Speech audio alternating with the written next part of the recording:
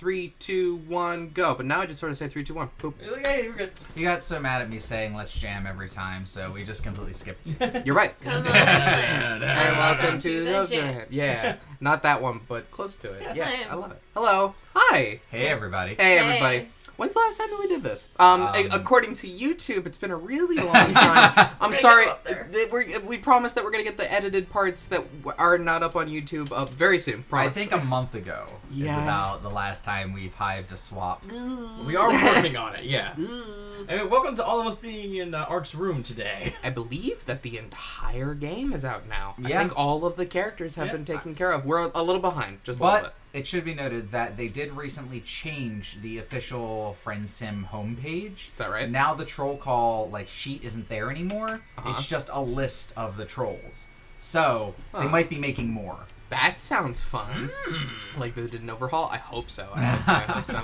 Well, let's get into it. I guess for the first time I'll be doing this, huh? Yeah. Okay. Oh, no, start. Oh, there's a new button on the main screen. Go back for a second. Close menu? Yeah. Yeah. There's a friends button. That was What? not there Friends? before. Oh! Look at Hello, that. hello, Zep. I played the game with some pranksters. Wait, this doesn't look right. Oh. Those look like spoilers for next So time I around. think those talk about the they're achievements basically. Oh, okay. Oh, okay. Basically- So these are the ones that are unlocked? Yeah. Okay. With this So the problem is I'm that like- we haven't. We're doing this from Ark's computer today instead of mine. Yeah. So all the Oh. achievements that are up there are blocked out, probably because they don't have access to the files. Well, that's fun. It'll be fine. That's fun. It just means I'll have to play through these again on my computer when I get home. So you can get those dank achievements. Yeah, All I right. need those dank achievements. Oh, hell yeah. Why did it not? Oh, no. Oh dear, we might have to reload the. Well, let's put up the coin. Sorry guys, What's- working with new equipment So here. what am I doing? I am. You have to close the game and okay. go Oh, to yeah. Steam Oh, okay. and bring up the Hiveswap. Yeah, right there. Hive. It's under Friends. Yeah, there Yep. you go. Okay. Right click on Hiveswap FriendSim. Okay. No, Yep. no, sorry, on the left list. Gotcha. Go down to Properties. Okay. Go to Local Files, I believe it is. All right. Verify integrity of game files, last button. Okay. And that'll basically check to make sure all of the things are installed. Good. Come on, Steam. I see. Come on, Okay, Steam. now close All right. and Reopen. reopen. And if that doesn't work, it might be because I don't think I actually bought the new chapter yet. No. I remember You're kidding. No. Well, it's okay. You should be able to just buy it through my PayPal, which should only take a few seconds. Okay. Well, time to bring off the coin for this part. Yep. No, Yeah. no, Let's- no. Yep. Get the 3 digits Let's on the back. dock Shane. Let's. Yep. Store page. Sorry, everybody. Yeah, just one moment, everybody. Not used to doing this from someone else's computer. Hey, it's my face. Oh, hey, I was born in 1971, apparently. View volume 17, There we go, add to add to cart, Purchase and... for myself. Purchase for myself. Wait a minute, is this even the right one? Or Yeah, this is the right one. is it 17? Because there should be two it's new gonna ones, ask me to right? go through PayPal. There's or something. 17 and 18. PayPal. Okay. It's gonna ask me to log in. That is not. Unless you want to pay with your PayPal, and I'll give you $1.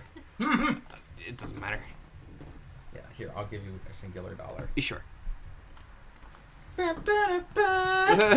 He actually threw the bill. It's Oh, standing. no. Oh no, you can't remember his password. I can't remember my password. Whoa, no. Fuck. Hang on. Hang on a moment. I'm gonna make it work. It's not working. Please don't lock me out I was of thinking my about account. it. Oh no, Securely actually, logging it's you letting in. me in. Hooray. Hooray. Agree and play. That was a really nice song. Thank you. Yeah. Purchase. Yep. The money song. Yup. Have you never used Steam before? Listen, Art? I'll give Oh you my a slap, God. son. I'm gonna give you a slap, son. Oh, Jesus You made Christ. 1 cent off of this transaction. Nice. In the bank. They told me that streaming was foolish. I'd never make any money off of it. You made a whole penny. Oh, I made a whole penny. Install that game. Unless I can't. Unless it's already Well, done. the game's already Maybe it's installed. yeah. Now you have to do that thing again. That No. I told you to do. Wow. Okay, well, hang on. Now we're trying this. Hang on. Start. Is it there Maybe now? it's just there in awesome news. No, you gotta do the thing. You're right. You're right. Fall Shades right in. I'm Hi, used to this chat. How's bullshit. your weekend doing? There we go. Yeah, everybody, how are you doing? Be You sure can't to- see this, but I'm seductively Ryu-esque leaning on Oh God, Hark's he bed. is. It is quite Ryu-esque. Can everyone be heard? Wow, Okay. 113 files failed to validate and That will be happens reacquired. every time. Yeah. That's A a lot lot. of files. That's Yeah. many. It just happens all the time. Okay. Hit close. It's 100% complete. Okay. It is. And now it should be good to go. Okay. Let's check it. Let's check it out. And And this then we can play video games. make sure this gets rid of all of our information. Oh, hang on. Oh boy. Start. Scroll to the bottom. It's like you won the lottery. Yeah, you're right. Want him in then? There it is. Hey, Alright, it's so time bring to it back get, up. get rid of that coin. There we go. Hey, everybody. 17. I don't know what you're talking about. It's all perfect. It's all lit up now. How's magic? Everything's Nice. fine. Excellent. Volume 17, and he clicked the button. Ah, yes. This is it, fellas. Another night of laughter and camaraderie. Oh, hey. Another night of joy and communion with some total normal teens who would never Just kidding, idiot. You're still on Alternia. Yay! You just know one of these miserable chuckle fucks around here somewhere, waiting for the exact right moment to inundate you with another disgusting dose of friendship. Yes. Who is going to be the author of your destruction on this accursed evening? So we got Shoo. Hell. These Those are are some. Yes. These are some people, right? Do you want? Hell Damn. yes. Do you Wait, want- so we got like the goth chick and the jock chick. Do you want Daria John Jett or Nikki Mula? I'm in love with both of them. Can I call her Nikki Moulage? Hannah, Is are that- you? I kept wanting to do that. Hannah, Hannah, which one are you? I'm Daria. Okay. Yeah, All I'm right. pretty sure her name is supposed to be a pun on Daria and Joan Jett. She's really cute. I love her. Aw. I like her Bowser / Chun-Li accoutrements. Yeah, they're pretty fun. Who's gonna be Nikki then? You know, I guess that means I get to be Buff Babe. Because Jay and I voiced last time. You get to be. I get to be my girlfriend. and Have you I get to be been my every girlfriend. Blue Blood? Uh, Have I been literally every Cerulean and Blue Blood? maybe. Yeah. No, who was Ardata? Was that I Hannah? was me. Yeah, that was me. Okay, Yeah, so that's I've true. been almost That's every true. blue and It's a teal little blood. bit. Well, Hannah's been all of the Jades. Yeah. Oh, too. that that's is been true. Yeah. Pretty much every day. That's true. We typecast. Let's go with her first. Let's do that. Your feet drag as you walk, every limb heavy and slow, and your thoughts are cloudy and dull. Your palm husk is filled with unanswered texts. You feel guilty about this in the back of your mind, where real feelings live crammed together because the front of your mind is too busy being lethargic and numb. Being a bad friend goes against the core tenets of your beliefs, but answering texts just seems like too much effort. You're not sure where this particular malaise came from. Malaise. Delicious. Maybe not though. Just that the usual friend-making animus that drives you is still there, but it doesn't feel strong enough to overcome how tired you are Okay. of everything else. I want to point out that I appreciate the fact that animus is its own word, but it does look like it says animu. Anime. Yeah. You can't quite remember how it felt to care that much about companionship and camaraderie. In fact, right now you can't remember how it felt to care about much of anything. Damn. Your thoughts drift to fantasies of driving your car into the uninhabited Alternian desert until you run out of fuel, and perhaps letting the sun have its way with you. It could be part of the feeling that you've almost made all of the friends there are to make, and that there's little left for you to do on this planet. It could be weeks of trauma catching up and sinking you into depression to protect you from thinking about it all. Either way, it just feels like so much effort to do anything, and you'd sort of welcome oblivion if it showed up right now to offer its sweet embrace. Hi. Oh. Your listless walking has taken you into a familiar neighborhood. The cerulean part of town. You smile as you reminisce, sweet memories peeking through like beams of sunlight through the fog of your apathy. Not far from here is Malik's Hive, with all its hacking equipment and charming upper-middle-class atmosphere and entitlement and complacence mixed with vaguely socially aware concern. And though you've only seen pictures of it on Shitter, you also know that Romele's hipster art studio / Hive is also in the neighborhood. Yes. And one block over is Ardada's place, which gave you your gruesome and troubling introduction to Alternian's social mores? Mores? Okay. One taught you love, one taught you patience, one taught you pain, or something like that. That's a meme. There's the meme. Oh, look at all these. What's happening with these people on the right? What's going on over here? That's a nice hat they've got going on. Are they all coming from a party? They're all drunk. That's what's happening. The hive you're closest to is actually L-Words, and as you shamble closer, you realize that a lot of other trolls seem to be converging here too.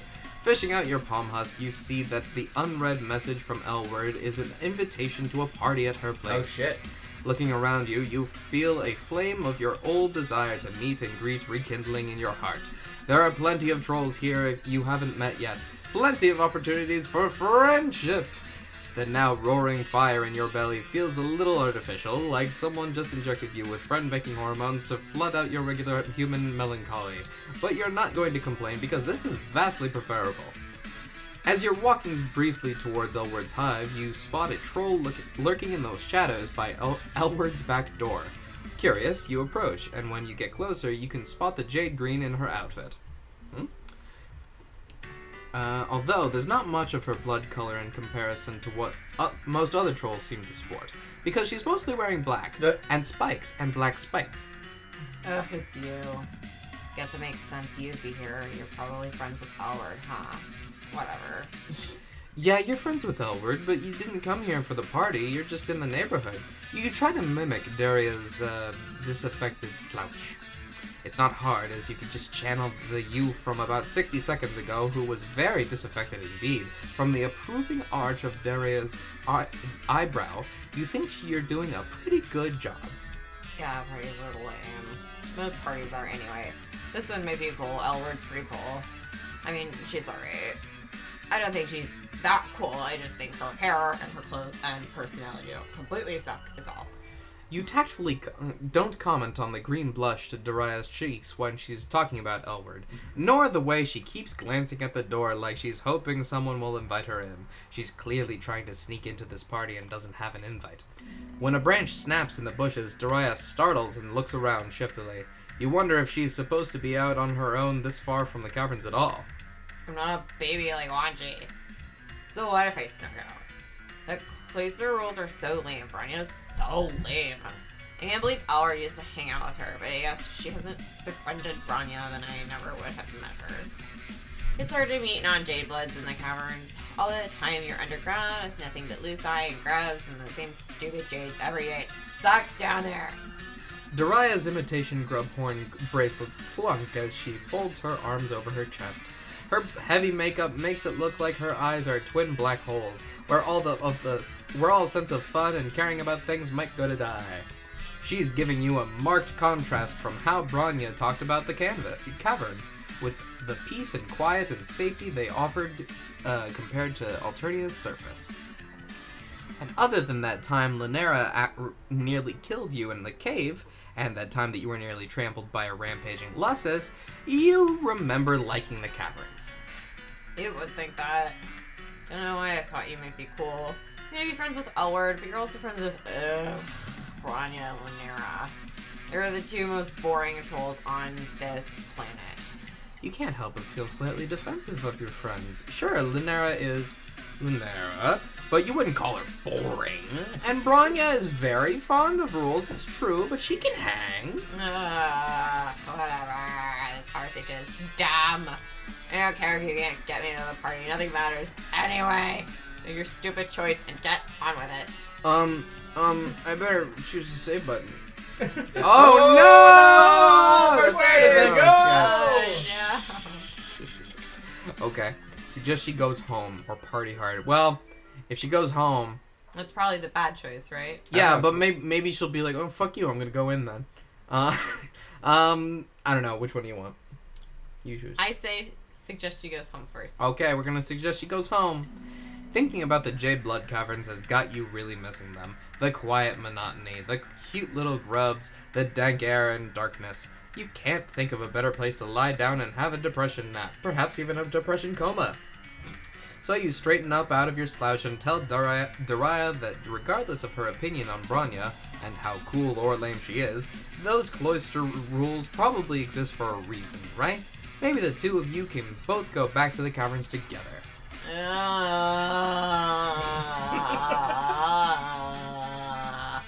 Fine. Be a good D2 strut pod in casements. I'm gonna go somewhere where it's not so lame. Oh, okay. Oh, no. We got lamed. We got Where lamed. is she supposed to be if she's still in the cabin? Who could have possibly... Well, no, I think they Who stay could've there to guessed? help raise the other grubs. We should party hard. We should party hard. We should party hard. Ah, what the hell. It's not your job to keep anyone in line, and it's not like you have a great understanding of why even the older Jade Bloods need to stay underground anyway. It's to raise the other grubs. If Daria wants to sneak into parties and get into trouble, who are you to say no? Daria expresses her no displeasure at your decision to get her into the party. She just shrugs and rolls her eyes. You shrug and roll your eyes back. You can play the role of disaffected teen with the best of them. You take her around to the front door. Hey, you're looking forward to seeing Elward again. When you met her, you didn't have nearly as many friends as you do now, and in retrospect, you know you came off as kinda sycophantic. Wouldn't it be great if you could introduce Elward to the new, popular, and knowledgeable you? Oh, as you're walking up the steps, a huge shadow dwarfs yours. You look up to see Chahut! Oh, shit. Of all trolls grinning above you! Oh, hi. Well, hey, little one. I remember you. And who is this new little one you've got with you? Chahut switches her interest from you to Daria, grinning down at her. Daria isn't huge for a Jade Blood or anything, but she seems absurdly tiny with Chahut looming down at her like that. Her face remains impassive and bored, but she scuffs one of her big black boots on the ground and twists one of her spiky bracelets around on her wrist. Cute. Don't see many little jades outside of the caverns. I've always found greenies fascinating. So devoted to the continuation of the species. What a holy mission. Chahut moves slowly and nicely, like she has all the time in the world and no conceivable reason to rush, and reaches out to pat Daria's shoulder. She lets her hand linger, one claw resting against Daria's neck.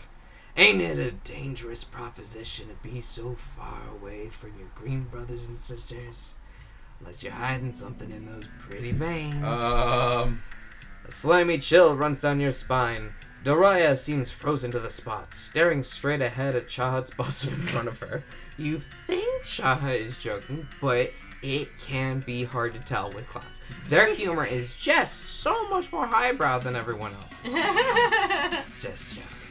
This looks like a good party, even if Elward's too blasphemous for my taste sometimes.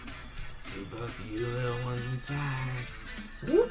And then she ambles away, bending down to duck inside the door to the party. You hear party sounds, music and laughter, and clinking drinks, and what could be the sound of someone being murdered, which qualifies as party noise on this planet. When the door swings shut again, and you and Darius look at each other, Daria's heavy makeup can make it hard to read her expression, but you can still tell that she's rattled. That is a cute expression. You know what? It looks like this party is filled with lame conformers. All these highlights that buy into the system and do what they're told, even Elward. We can find something better to do somewhere else.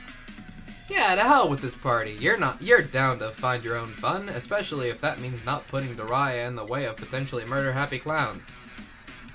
As you saunter away from the party, you realize that Daria is looking at you expectantly. Well, you got this reputation for being all unconventional and weird and rebellious.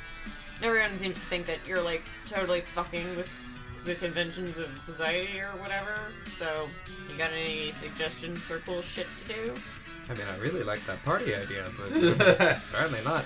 God, you've sure felt a lot of pressure to be quirky since word has spread about your manic pixie dream alien ways. It's not like you're trying to be a vehicle for other characters to project onto, assisting in character growth and insight for those around you, while your impulse decisions and carefree ways somehow keep you yourself stagnant and forever unchanged.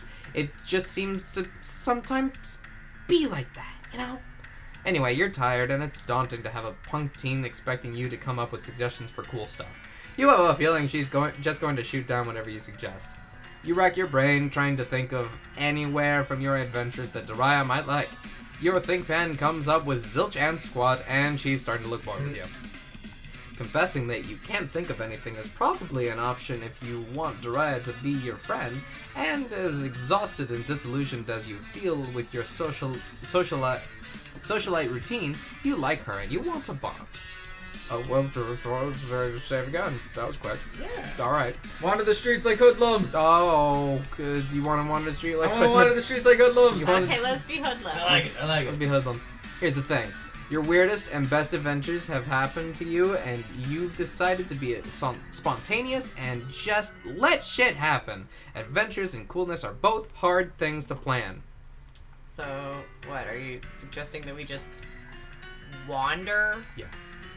Her derisive tone makes you hesitate. But, well, yes, that's exactly what you're suggesting. Daria gives you a long, considering look. You hold your breath, and then she shrugs. Okay, whatever, sure. Not like I have anything better to do. Let's just go. You meander through the well-maintained cerulean streets, heading downtown. This seems like a good opportunity to get to know your new potential friend, so you start by asking her some fairly simple questions. How am I? Gee, I don't know. I am forbidden from leaving the stupid caverns as a Jade Blood, and all I have to look forward to is life of being forbidden to do things. How do you think I am? Okay, you try to walk that one back a little.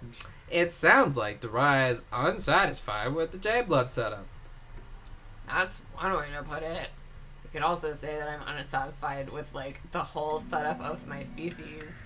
You've been here for a while now, don't tell me you haven't noticed that every part of our society is transparent bullshit. You glance around, because Daria is right. You've been around for a while, and that means you know enough to know that if the wrong people overheard this kind of talk, you'd both get cold on the spot. But everyone here seems distracted by their own nonsense. Cautiously, you can see that, yeah, you've noticed a certain bullshit aroma. Yeah, it all stinks. No one has any kind of real future except for the highest of the high bloods. And actually, I've heard that things pretty much suck for them, too. Some might say that the purple bloods are the most disprivileged class of them all. Oh. You're just going to continue to not comment on that one. Instead, you point out that, being a Jade Blood, Daria has a purpose beyond just growing up to become fodder in the Imperial Army, like you've heard other trolls mention. Surely that counts as a real future.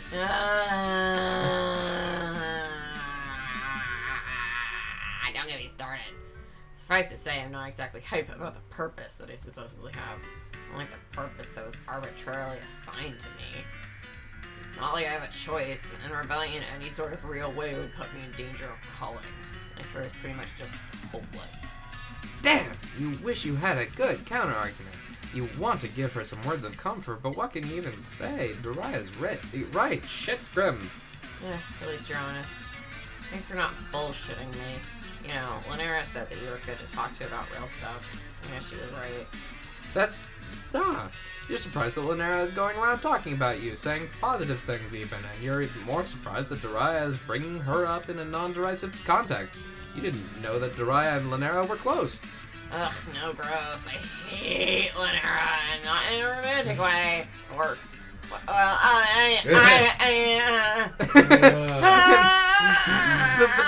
Bite your tongue. Daria looks embarrassed and flustered and also pissed at you, but at least you've gotten the subject away from how hopeless everything is. But still, you don't want this friendship to sour. As you're scanning your useless brain for a tactful subject change, you're saved by the footsteps of a new troll approaching, which is my new Twitch channel. God damn it. Oh. And as luck would have it, you know this troll. Yay. It's Tizius, which makes sense because Meandering is taking Dariah close to Tizius' favorite bookhead. Oh, it's, you. What are you doing here? What? What? What? You said what instead of what? Yeah. What? Yeah. Okay. Never mind. I don't even need to ask. You're obviously making friends with this jade blood. Searching for some dumb shit to do, no doubt. Don't let me keep you. Tizius looks just as exhausted as you remember. You don't want her to go just yet because it's been a while since you've seen her, and you're always eager for an opportunity to catch up with a friend, especially one of the less murderous ones. I think Tizius wins for most encounters. Maybe, yeah. Yeah. She showed up a lot, I Which feel is like. cool, because I like her. I like her. I like her too. Then you notice Dariah eyeing Tizius' mug of unidentifiable liquid, and an idea occurs to you. You get excited, bouncing a little on the balls of your feet as you introduce Tizius and Dariah to each other. Now kiss. You explain to Tizius, she already has a girlfriend, with a meaningful look that you hopes she'll interpret correctly. That you and Dariah were just conversing about the more unjust aspects of an alternating society and how hopeless everything seems to be. What do you mean, the more unjust aspects? Does alternating society have aspects that are not unjust? I'm sweeps into studying our legal system, and I haven't found any. Dariah makes a muffled sound that could be a laugh. You make your meaningful look more meaningful. Doesn't Tizius remember that conversation she had with you about justice in a shitty system? The importance of possibly futile work to try and improve things someday? Pissing? Tizius squints at you, then takes a long slurp from her mug. Nice. Right. Yeah, I remember. You wave your hands around. Now we're talking! Tizius is one of the few friends you've made that seems to not only notice that shit was fucked, but wanted to dedicate herself to unfucking the shit as much as she could. Of course, many of your dear friends try to make the world a little better in various clumsy interpersonal and distinctly Alternian ways. You think of Chixie striving for her music even when it pits her against Highbloods, the baffling but sweet ways that Connell and Asdaja and Gallic and Tagora care for each other, and Father's commitment to political... Wait, what? Why did you think of that guy? He's a total shill for the Condas. Anyway, Tizius has a big picture mentality and a cause that she believes in, and the simple fact that she hasn't yet completely given up is inspiring. Dariah is struggling with feelings of despair, so maybe Tizius could talk to her about the work that she's been doing. What? No, I'm not struggling. It's whatever. I don't even care. Dariah kicks at the ground sulkily. Tizius looks her over, her eyes lingering on the jade symbol on her shirt and her spiky black jewelry, then sighs. Sure, you don't care. I went through a phase of telling myself that too. I thought it would make it easier to deal, but nah. Tizius pauses for another mug slurp, and you think she might be enjoying the opportunity to monologue a little bit. Dariah huffs.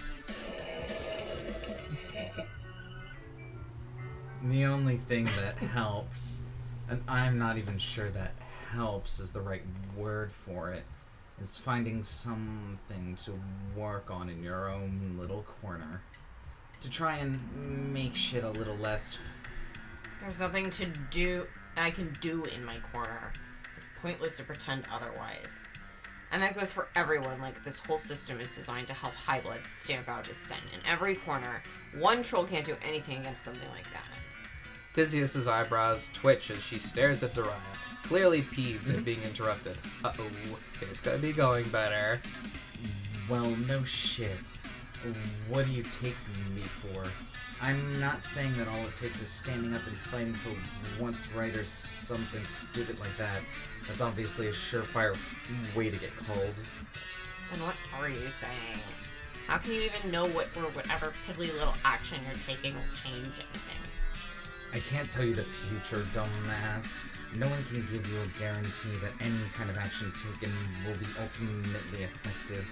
You have to decide for yourself that it's worth it to try anyway. Why would you think it's worth it when everything around us confirms that nothing will ever change? I can't believe you're calling me a dumbass when that's the stupidest thing I've ever heard. Tizius looks like she's about to throw the contents of her mug in Daria's face. Knowing trolls, she'd probably follow up with the mug itself. This is not the conversation you'd hoped for at all. You step in before things can get any more heated. You tell Tizius that you're sorry and that you didn't flag her down just so that her ideas could get shit on. You turn to Daria, who is staring at you, both of you with a defiant look on her face and a stubborn look set to her jaw. This kid. She's so dead set on rebelling against anyone who tries to tell her anything with even the faintest whiff of authority. You really thought that maybe with all that attitude could be channeled into something positive that would also help her feel better, and possibly even give her a sense of purpose. You're not mad, just disappointed.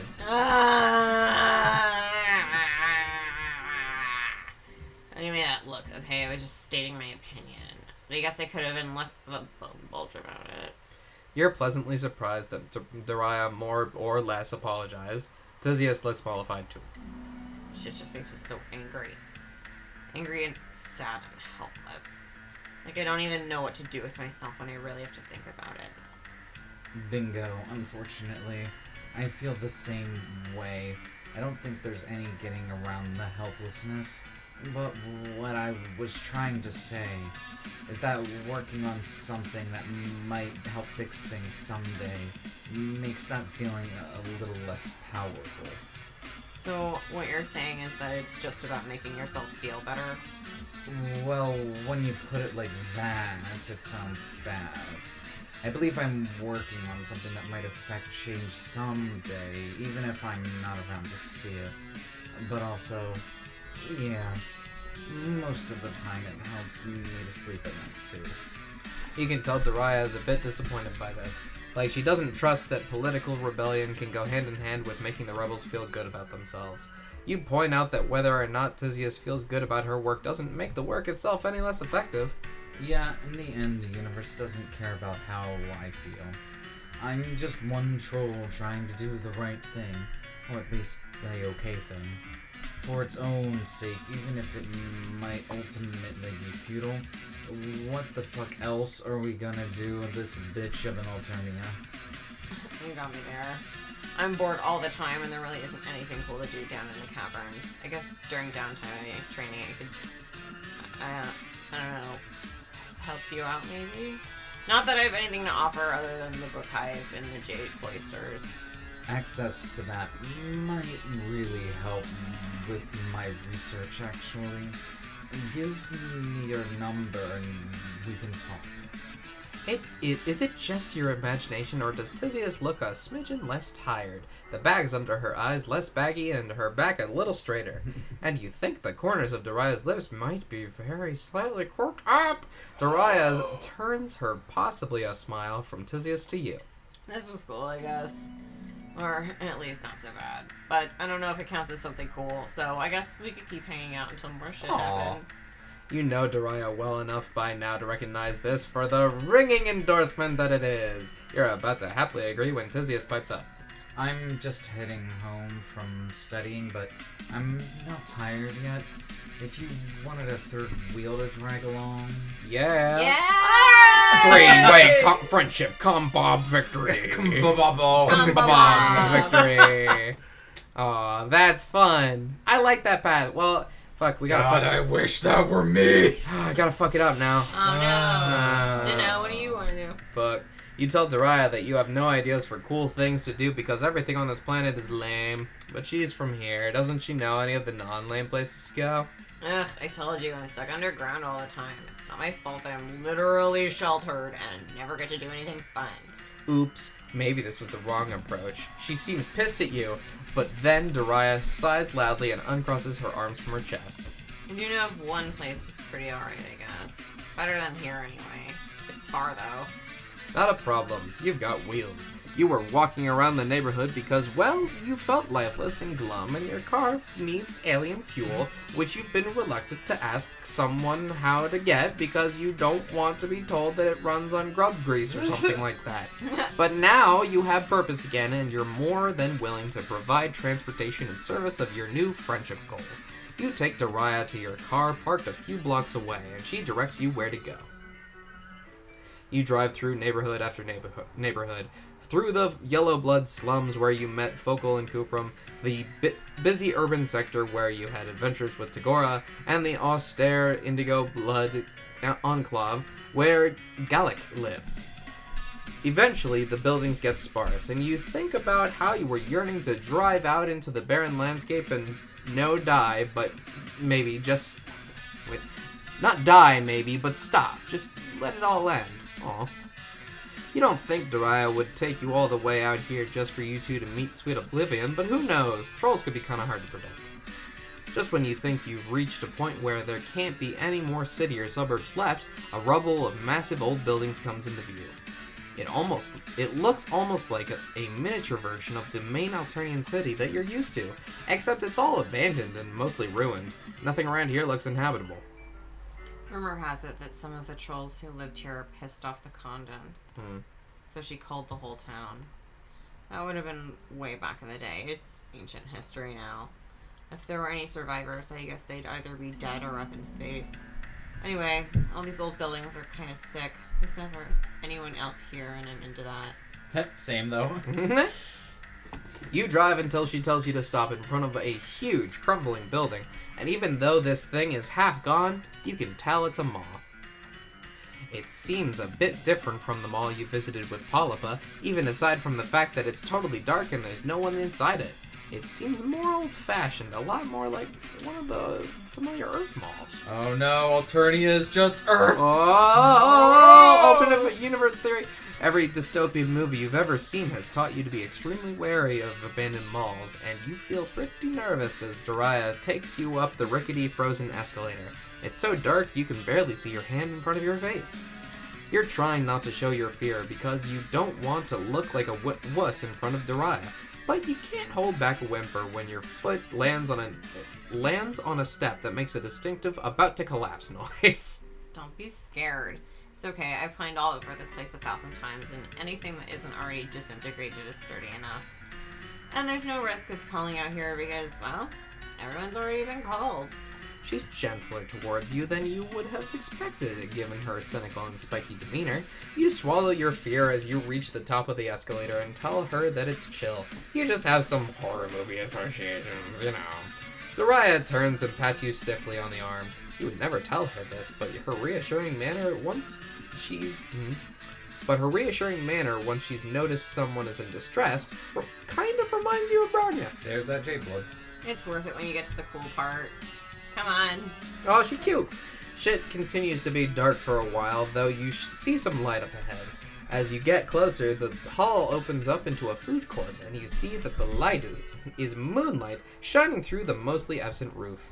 And Daria is right. There is something extremely surreal and cool about a decrepit, empty food court with a roof caved in. Rubble sits atop cafeteria tables, and plastic food trays are scattered on the floor, and, okay, that might be the remains of a troll skeleton, still wearing a mostly disintegrated fast food uniform, which is less cool, and makes you remember that this place is abandoned because the colonists sent drones here to murder everyone. You want to know the weirdest thing about this mall? It seems like actual adults used to maybe work here. What? I've gone through a lot of the stores, and some of them are for adult-sized things. And there's a store just for, like, shit that drones bring you now? There's army supplies for going off-world, too. If this mall was for adults, it must be really fucking ancient. Jeez, has it really been that long since there were any adults on this planet? Even after all your time on Alternia, that still kind of freaks you out. What must that be like to grow up entirely without adults? To live on a planet that's nothing but kids? Daria gives you a weird look. Oh, what would it be even like to have adults down here, too? That sounds way more dangerous and stupid. It's not like we're all regulars. Trolls have to grow out of that mindset pretty fast. People have responsibilities or whatever the fuck, or at least they're supposed to pretend to. And there's training and stuff for Jades. We're basically trapped. Maybe you think that the planet of kids would never mean that would mean that you can do whatever you want, but I've never had any freedom. And I'll have even less as an adult. Cloistered Jades aren't even allowed to join the Imperial Army. Instead, we get shipped off to live in isolation. We're forbidden to contribute genetic material to the slurry, and no paling is allowed once we mature, for some, I don't know, bullshit old-fashioned reason that I pretty much don't understand at all. On Alternia, your whole future is decided the second you're hatched. People tell me all the time that I have it lucky as a Jade blood, but I don't feel lucky at all. Oof, yeah. You agree with Dariah that the future she's described sounds bleak as hell. Right? It's gonna fucking suck. And it's so shitty that I have it good. I mean, at least I don't have a certain early death in my future, unlike a lot of low bloods. The system is so fucked up, and it's never gonna change, and I hate it here. I just want a way out of it. Maybe when you go back to your home planet, you could take me with you. Oh, the request comes out of left field, and for a few seconds you just blink at her stupidly.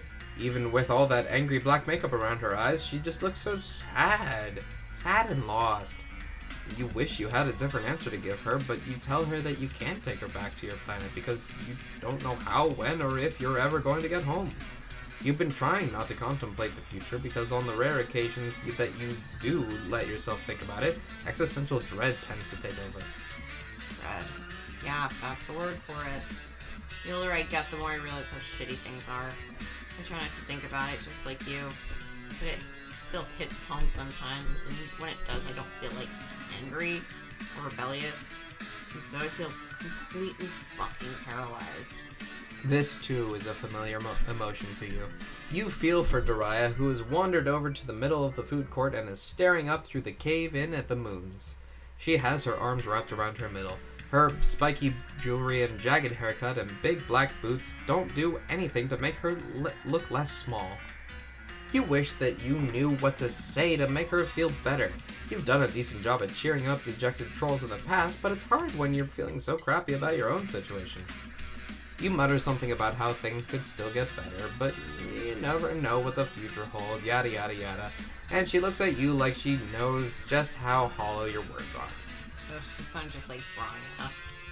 Next, are you gonna tell me how important Jade Bloods are and what an honor all this responsibility is? Give me a break. Optimism is for chumps and losers. Hey. Keeping grubs safe doesn't matter. The continuation of our species doesn't matter. Nothing any of us do fucking matters. You feel your blood getting hot to match the steel that's now in her voice. A sick part of you finds this train of thought a lot more viscerally satisfying than trying to cheer her up, which wasn't working anyway. You stamp your feet and so does she. I can't believe anyone bothers trying to carve out a real life on this worthless shithole of a planet. There's no point. We might as well all be called. In the back of your mind, you know you should maybe be disagreeing with some of this, but you're too worked up to care. Maybe Dariah's right. Maybe nothing matters. It's fucking right. Maybe I should just quit. You falter in your righteous fury. Maybe quitting is going a bit far. Maybe the Highbloods that go around causing death and destruction just because they can have the right idea. This is starting to sound not so great. What doesn't sound great about it? Who cares if I decide I don't want to be a caretaker and instead I just burn shit down for fun? There's no point to anything, so what does it matter? Who cares? Dariah's hands are balled into fists and her teeth are bared as she glares at you. You open your mouth, maybe to tell her that you care, even though that would probably sound trite, but no words come out. She scoffs and turns away from you and jumps up on a crumbly-looking cafeteria table. You know what? Fuck this. Friendship is as pointless as anything else. She picks up one of the chairs and you really need to stop being surprised at the strength of even the scrawniest-looking trolls and hurls it at the nearest fast food stall.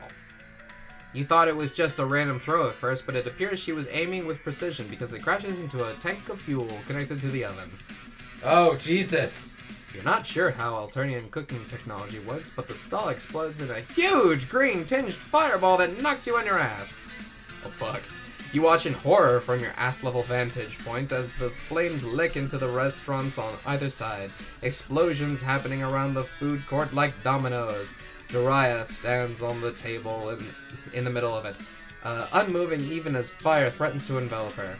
This is probably the only place I actually like on this whole planet. So good riddance. If it's gone, one less thing to care about. With all the dust and debris, this mall is coming down fast around you. You desperately want to get Daria out of here, but you desperately want to save yourself more, and Daria doesn't look like she wants to be saved. You make a feeble attempt going over to her and trying to grab her around the waist to get her out of there, but she kicks you hard in the chest. Her steel-toed combat boots send you flying, and once again it's 0 days since you last broke your ribs. As used to this pain as you are, it still takes you a second of lying on the floor in agony before you can push yourself up to look back at the food court. A wall of fire now separates you from the tables inside. You can't even see Daria anymore. Your heart sinks. Maybe she'll come to her senses and pull herself out of danger and escape through the caved-in roof. Maybe she'll get out some other way. You stumble to your feet, half thinking that maybe you can find water or a fire extinguisher in some part of this mall that isn't burning up. But smoke chokes your lungs, and in your panic, your human survival instincts take over. You dash down the escalator as mall infrastructure starts to crumble around you, and you don't want to abandon Daria, but it's all you can do to get your own sorry self out of there alive.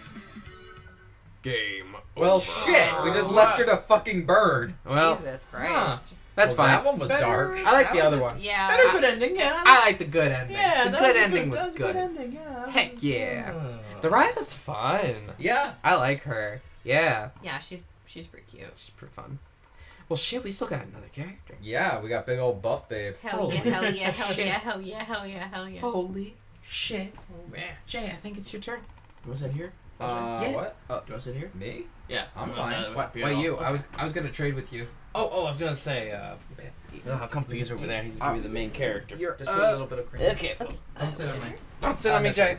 But you look so comfortable. No. Alright, fine. I like Daria Come too. closer. She's like Troll Susie. Well, that would explain why Hannah voiced both of them. Yay! So, wait, does that mean I get to touch the mouse too? Yeah, Yes. you can touch all up in that mouse. Oh, look at it move. Also, since we didn't have Okay. the opportunity to do so beforehand, I just wanted to say hello to people like Melancholic Mathematics And Ivor Ivor Nylers. Nyler. Hey, I know we had a Hi. Yum Antimatter. yeah. Some names I don't recognize here. Hi, everybody. Yeah, What's hey up? everybody! Thanks for coming to our Hiveswap / Homestuck stream. Mm-hmm. We're all in the same room, so it might sound a little different than usual. Yeah, normally we're in like 3 separate rooms, but this time we're all in the same room. but we made it work somehow.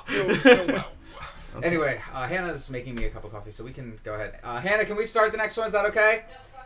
And she She says says no, no. fuck you. Anyway, Daria was really cool. Daria was cool. I do Yeah. like how Susie she was. Yeah. Mm. Daria is very much how I was in high school, so Mm. I very much associate with this character. No, it's reasonable. Oh, her bad path was cool. Though. Yeah, no, it was pretty dead cool. It's depressing as fuck. Very real. I like Very her real. righteous fury. Yeah. That was fun. I didn't have a dilapidated mall, but there was a dilapidated bridge I used to hang out at as I a love you, Bridge. goth teenager. Never forget an ASCII image of Balzette. I will not. Also, yeah, Daria's Art, could you hear the music at all? No. It was really good. It was Cool. a really good We song. have to get you have to you listen to it the later. sound for that one. What are you doing with this? Oh, that's my mic. This thing has Oh, it has a hidden. I see. Ah. I see. I used this for streaming like years There's only ago. 3 more trolls to make Yeah. friends with. Only Yeah. trace more trolls until they make more, which they're probably gonna do. Do you guys remember Hiveswap? No. Do you guys remember actual real Hiveswap? I do. I'm gonna have to read it again. What if it comes out real soon? What if Act 2 comes out real soon? Zephyrus voice? I do remember.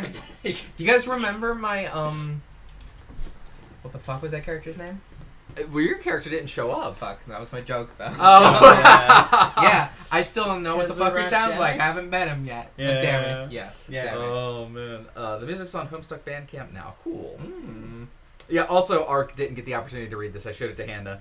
Daria's theme is called Upward-facing triangle. Trollkind cannot gain anything without first giving something in return. To obtain something of equal value must be lost. That is alchemy's first law of equivalent exchange. In those days, we really believed that to be the world's one and true only truth.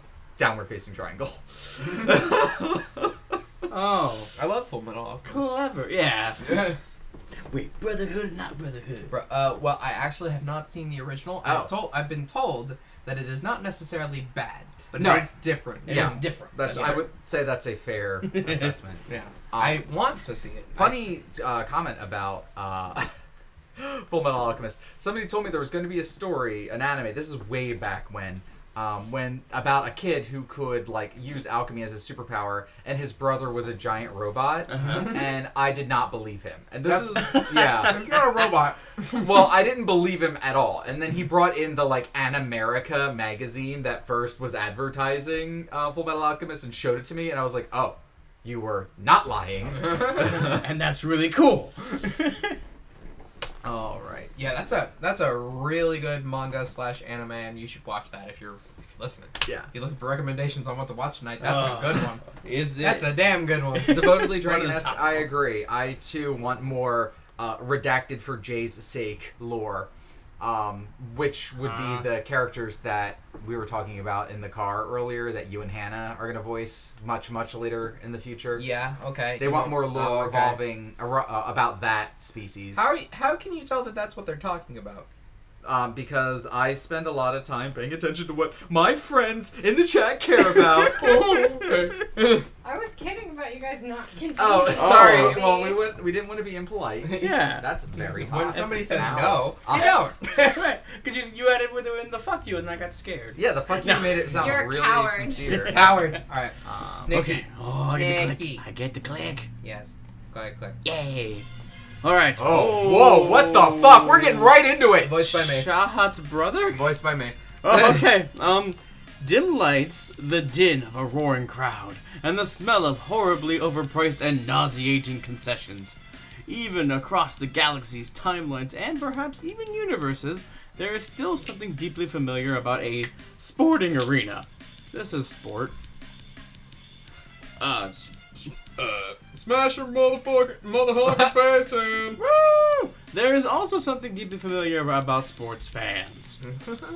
Oh, Amicia. Amicia! What the fuck does this character sound like? That was about it. Such a shame having seats next to the purples.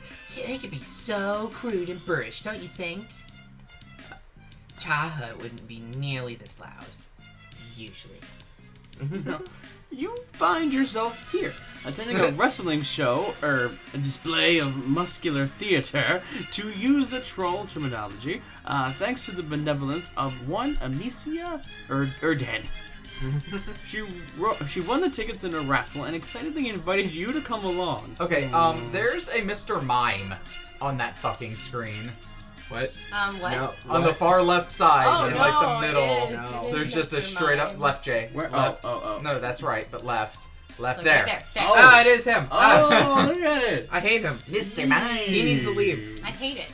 And that's a Spaj face on the right. Oh yeah, it is. That's a Spaj. Oh my god. Wait, Also, This is one? that a Hatchet Oh, it Man is. tattoo? And Jay's there. I know. Jay, how did you God. get into Homestuck? It really does look like Jay. A lot of people.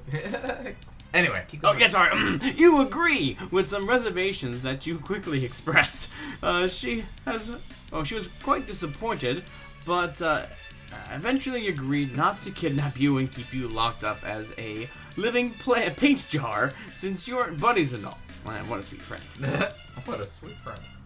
Oh, you have to admit, though, muscular theater isn't really your thing. It's as over-the-top and ridiculous as human wrestling, which makes it perfectly entertaining enough, but it's also, well, a bit more violent. Oh, just a bit. I didn't catch that wrestling was referred to as muscular theater. Participants aren't expected to die, as far as you can tell, but you've already seen a few get wheeled off on futuristic hover stretchers with injuries you're not sure they can survive. Oh gosh, she nearly got impaled there. Oh, every match tonight is taking place within a chain-linked cage. Oh Jesus. That's not chain link. Yeah, no. Sure isn't. Well, There are This isn't a chain match. links holding it up. This is just the pre-show. there you go. Spikes around it on both the outside and inside, and shut out occasionally from places where the wires cross. Yeah. The overall design, in addition to ensuring maximum bloodshed, seems to keep both the wrestlers inside and the audience out. Ironically, it might be safer this way. The current combatants are some olive blood named the Huntress, and a purple blood calling himself Cole Pitts. Pits. Isn't the Huntress actually a character? I don't know. I could be wrong. Oh, yeah. Interestingly to you. Yes, there's nothing clown-like about him at all. It's almost conspicuous how unclowny he is, if only due to the absolutely ridiculous amount of clown content you have imbibed in the presence of other purples. Imbibid. The two fighters appear to be nearly evenly matched. The olive troll ducks and weaves amid blindingly fast punches from the purple, slashing at him with grandiose arm gestures, trying to overwhelm him with a barrage of small attacks. Even one of his punches hits hard enough to knock her down, but she always springs up before he can land the second hit.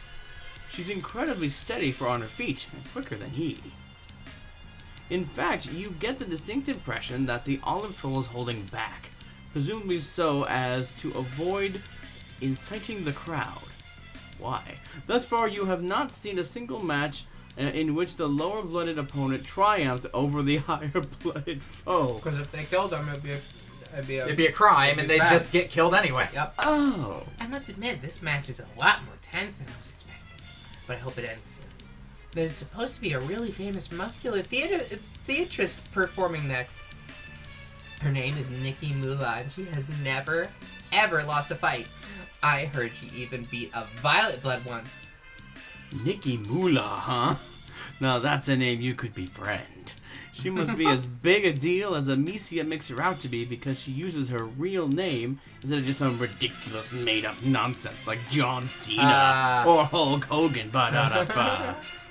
Oh, look, he got her. You flinch. The purple blood finally manages to get his quarry in his clutches, and he lifts her up by the face, digging his fingernails into her skull until you hear a sickening crunch, and she collapses to the ground, panting heavily.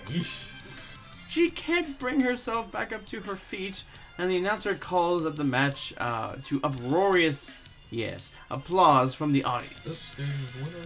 And two trolls enter the cage and start dragging her out, while the winner basks in the audience's affection. The olive blood looks like she'll probably live, but she's got a dent in her face that probably isn't coming out ever. Yuck. Yeah. And all of a sudden you think you really need to go get a bathroom. I need to go get a bathroom, excuse me. Yeah, you mean use a snack. You mean you'll be right back. Okay, come back soon. This buddy's giving me all sorts of ideas for a new painting. You know, Amicia is probably one of the most, like, low-key, distrobing characters. I like her a lot. I like her a Watches lot. a character's head get squeezed in. This gives me an idea. She's the only blue blood I got in a long time. She's great. You quickly make a break for it, jostling your way to the stands and toward the exit of the arena. But before you can make it, a voice calls out to you. Some slick-haired and slick-finned, violet-blooded guy wearing a full suit with a tacky flame pattern on it. I like that. Hey, you, alien. Oh, me, you ask, pointing to yourself nervously. No, the other alien. Okay, goodbye. You swing your head around widely, looking for the other alien. This bit plays out predictably for a while before you both get on the same page, which is that you are the alien whose attention he wants. You looking to make a little extra buck? Oh, shit. No, not really. You never spent all that money you won with Azdaja. Okay, how about that? Frankly, you are probably already too famous for your own Do you good. have any idea how many Twitter followers I already have? Friendship. Fuck. Oh, shit, yeah. How does he know our weakness? Come with me, buddy. Sighing with relief, the troll leads you backstage whilst explaining that he is a promoter for this wrestling ring. One of the trolls that was supposed to perform tonight was eaten by some plant called the troll-devouring catcher-y-grabber. Catchy grabber. Such famed muscular theatrist, Nikki Mula, has been left with nobody to fight. Oh no. And you will be that nobody, or somebody. An alien who will bring in all sorts of media attention and controversy, which, of course, means big bucks for him and friendship for you. I don't see how this is. Nikki is so friendly, he says, in a tone so insincere, even your friendship-addled brain refuses to believe it. It's okay, you've met worse. Okay. I'm getting a Oh. request from the Whoa. chat. Oh, baby. She lifts the entire bench under her butt. How's she do that? She's so good. Wait, can we press H or whatever it is to see what's actually going on back there? Well, I have a concern Yeah, about that, press but, H. oh shit, yeah, she's that- only got one leg. She's got a back well, leg. one foot. Yeah. Okay, maybe bring that back up. Just cover that back over. Oh, there's a guy wearing a towel. Okay. Oh. Okay, so I have a request from the chat. Several people are informing us that it's pronounced Nike, not Nikki. Ah, like the shoes. Nike. That's cool. Or Okay. like the goddess. So, Yeah, like- Nike. Yes. Nike. Got it. Okay. Specifically the Yep. guys. Alright, so he takes you into the back room, which seems to be full of performers waiting for their turn on stage. There are all sorts of trolls here, muscular and sweat-soaked, blue-blooded more often than not. One troll in particular stands out to you. From her severe expression to her softly pulsating robotic leg to the fact that she's the only troll with a fully illustrated sprite. Hang on. Oh yeah? Pulsating leg? Yeah, robot legs pulsating apparently. Why is it pulsating? Maybe like I this guess the is glowing? light is glowing or something. I do okay. not know. She's currently doing bicep curls with a set of spiked weights, huffing with exertion. When the promoter approaches, she looks up with a scowl. I'm busy. Oh no. I like it. Okay. Oh my god. He begins to explain that he has brought a new challenger, hey, for her to face.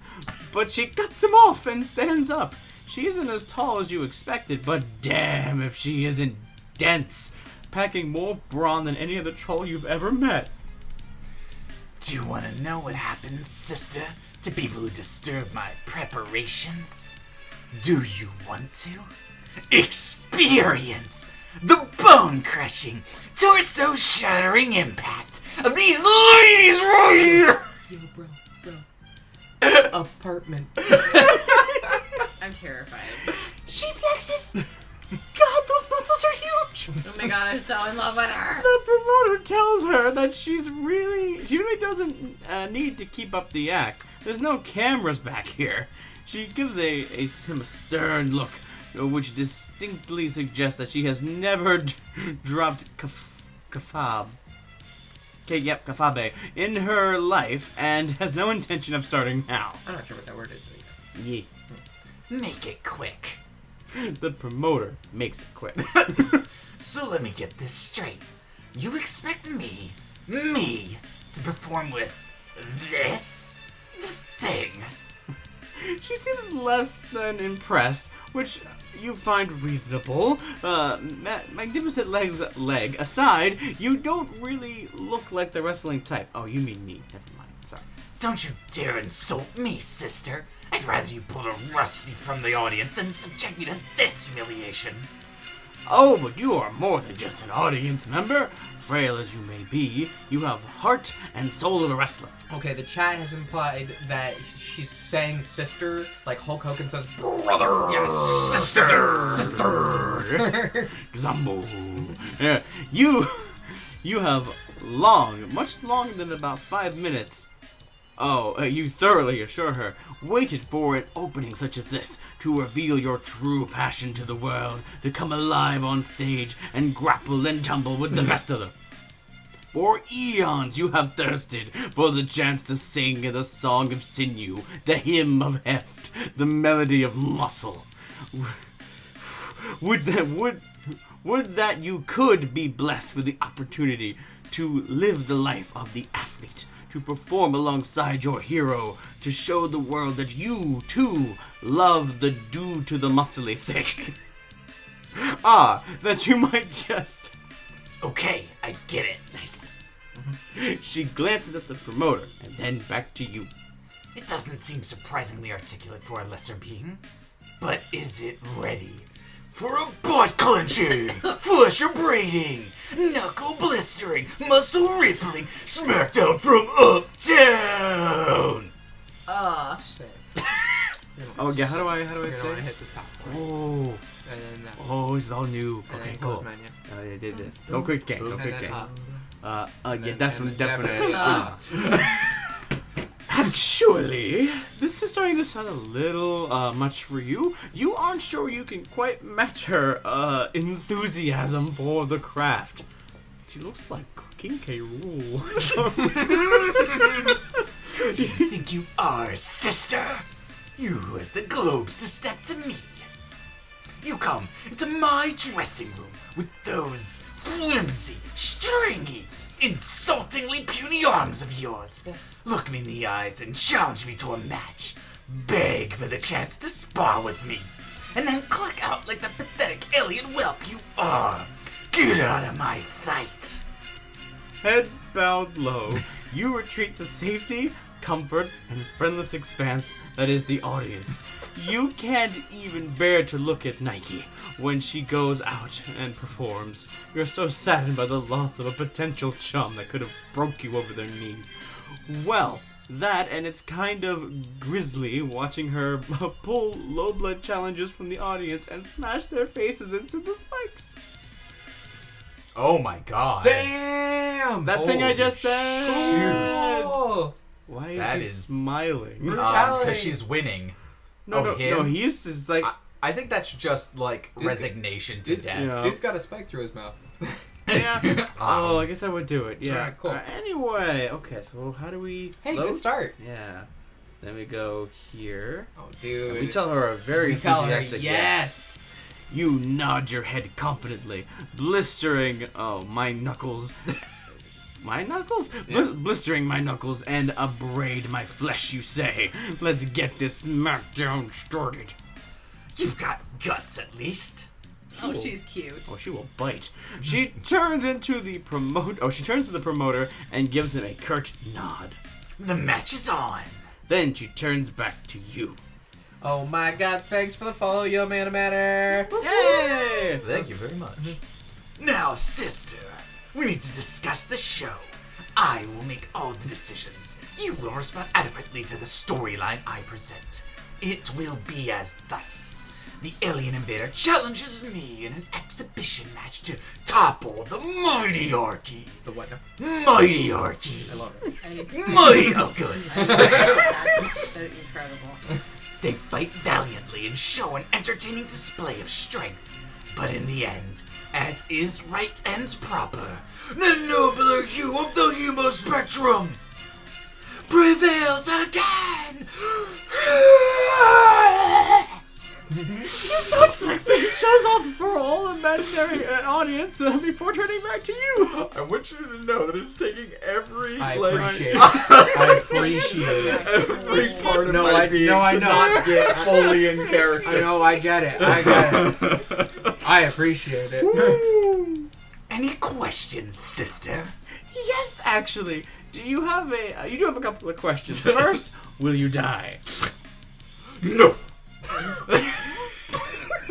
Unless you're particularly disgustingly weak, in which case, maybe. Such is the risk we take, we who indulge in that most noble and dignified of sports. I was willing to give up my leg for the craft. Now it's just the chaos code. Is your life such a heavy price to pay for a tale that will transcend us and be remembered in the annals of muscular history? Is it, sister?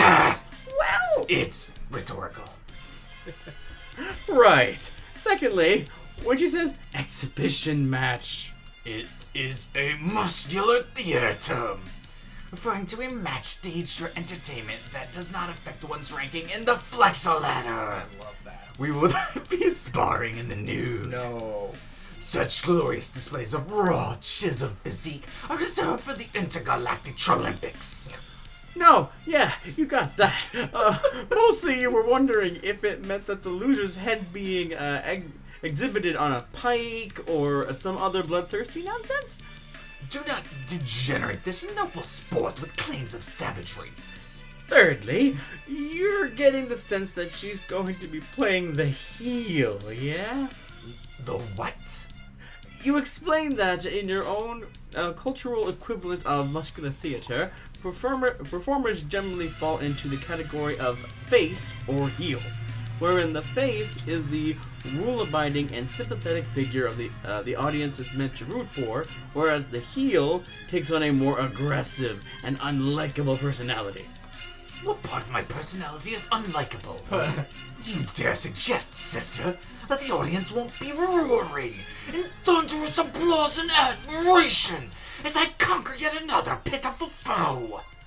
You tell her, you know what? She can be both the face and the heel, and you'll just be... Subjugated under my heel?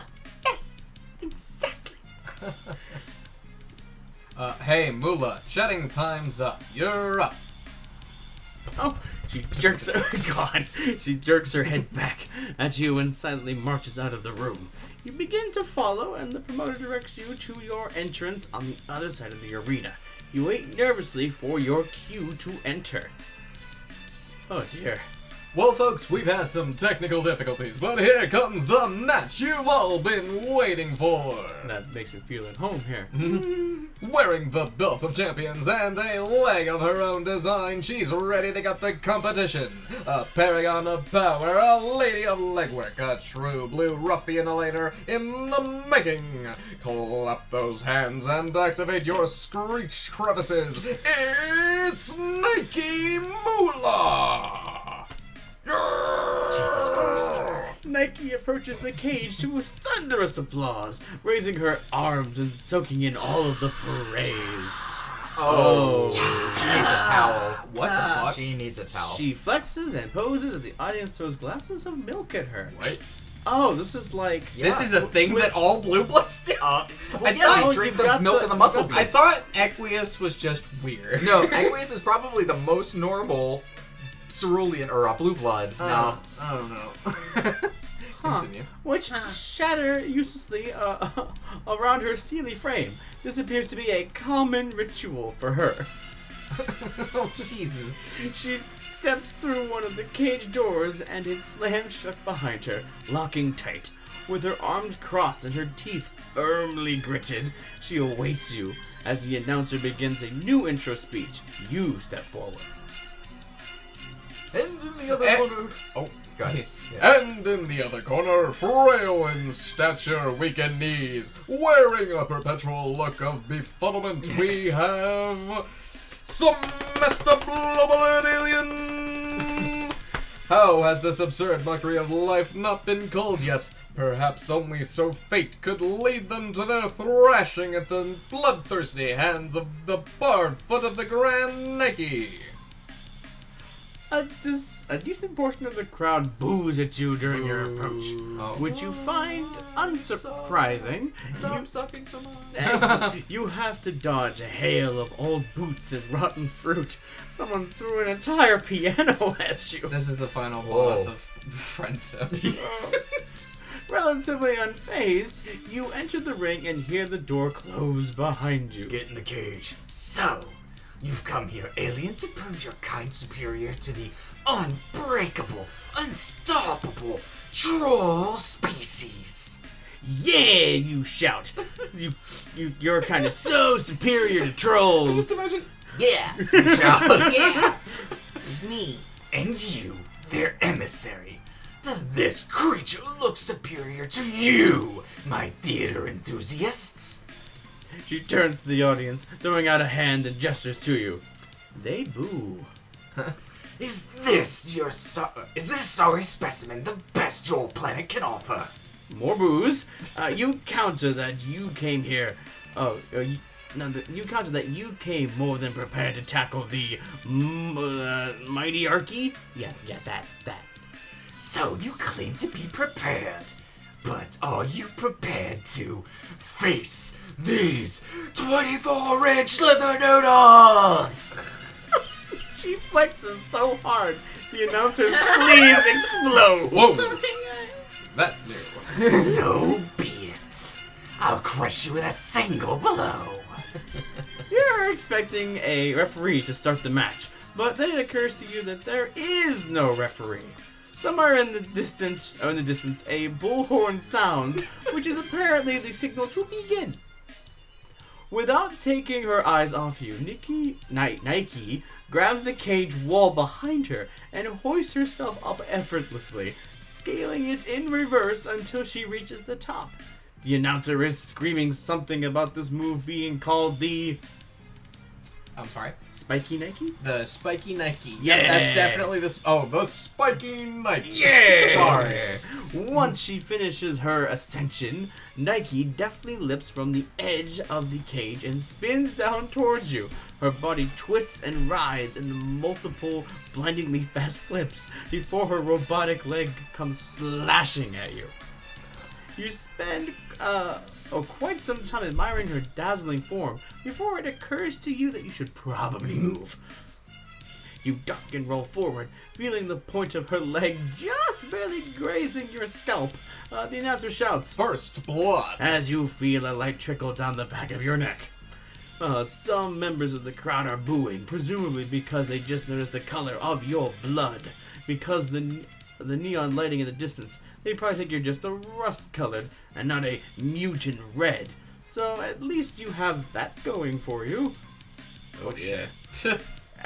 What you don't have going for you is time to think about your next move, because Nike pivots on her heel and charges at you. This time she's going for a more theatric throw. Two powerful hands grab you and lift you over her shoulder, where you nearly gore yourself on one of her horns in your struggle to escape. You plant two hands in the back of her and push hard, and you are delighted to find that her grip loosens and that you go tumbling over her back, landing with a clumsy stagger on your feet.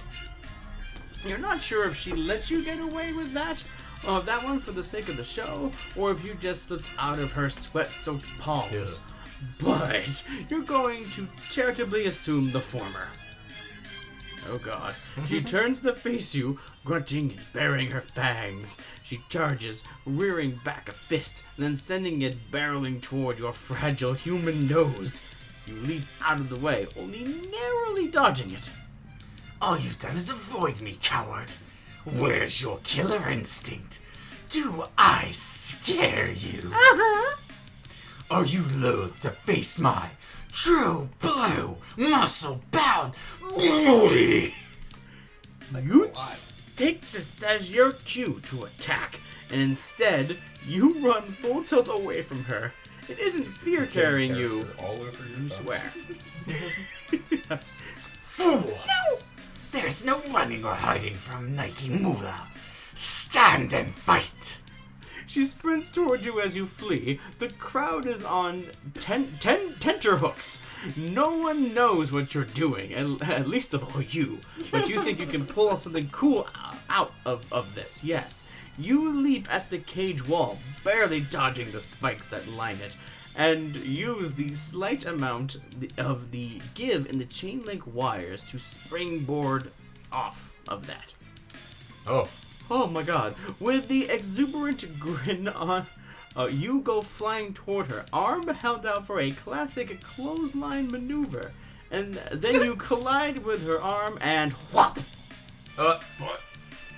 When you wake up, you are lying on what appears to be an exercise mat. You feel a telltale throbbing sensation in your face that indicates a black eye. The rest of you, thankfully, doesn't feel particularly hurt. Can we take a moment to appreciate the freaking, like, torture treadmill on the left there? Yeah, she, that's, she gets buffed there. There's a lot of Does she- blood on the... Does she use that?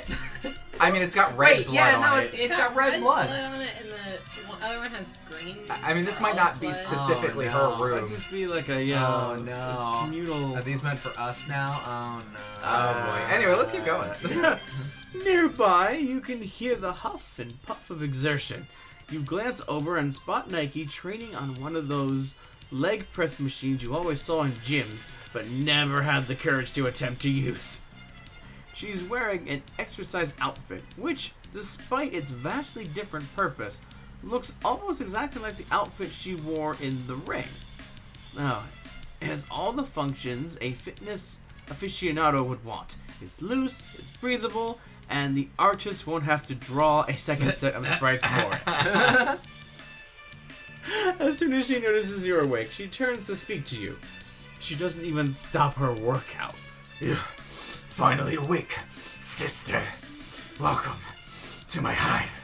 I've spent so much time, so much precious, valuable time, waiting for you to open your eyes. Oh god, how long have you been out? It's harder to breathe in the room because of About 40 minutes. Whew, that's not so bad, is it? Perhaps, but only when compared to your abysmal performance in the ring. To be knocked out cold by your own attack. Wretched. I am an impossible foe to conquer, and yet even a Rusty has towed me longer in the realm of mortal combat. You are weak, sister. Offensively so. She slams her foot forward with such velocity, the weight on the leg press goes flying off and leaves a dent in the floor. Grunting, she stands, takes a long swig from a bottle, and then approaches you with fire in her eyes. What do you have to say for yourself? You scuttle backwards, pre-offering only a sheepish smile. You're, sorry, you guess? Huh. I didn't bring you here for apologies. I brought you here to see your heart ignite with the will to improve. You are not a worthless being. You have a flair for the theatrics, an appreciation for the sport, and a shining soul filled with only the most intricable determination. You could be so much more than you are, sister. I could make you so much more.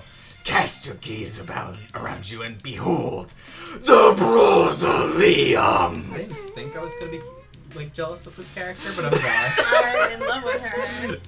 You obediently cast said gaze around. This room is massive and littered with training equipment as far as the eye can see. Not much of it resembles exercise machines like the ones you had in gyms back on Earth, but there is plenty more that look far more alien and deadly. Apparently, Nike is a prosecution rage player, by the way. What? She's a prosecution rage. Oh, she would be a rage player. That makes sense. Yeah. Am I supposed to know what that is? No. Oh, okay. Keep reading. Gotcha.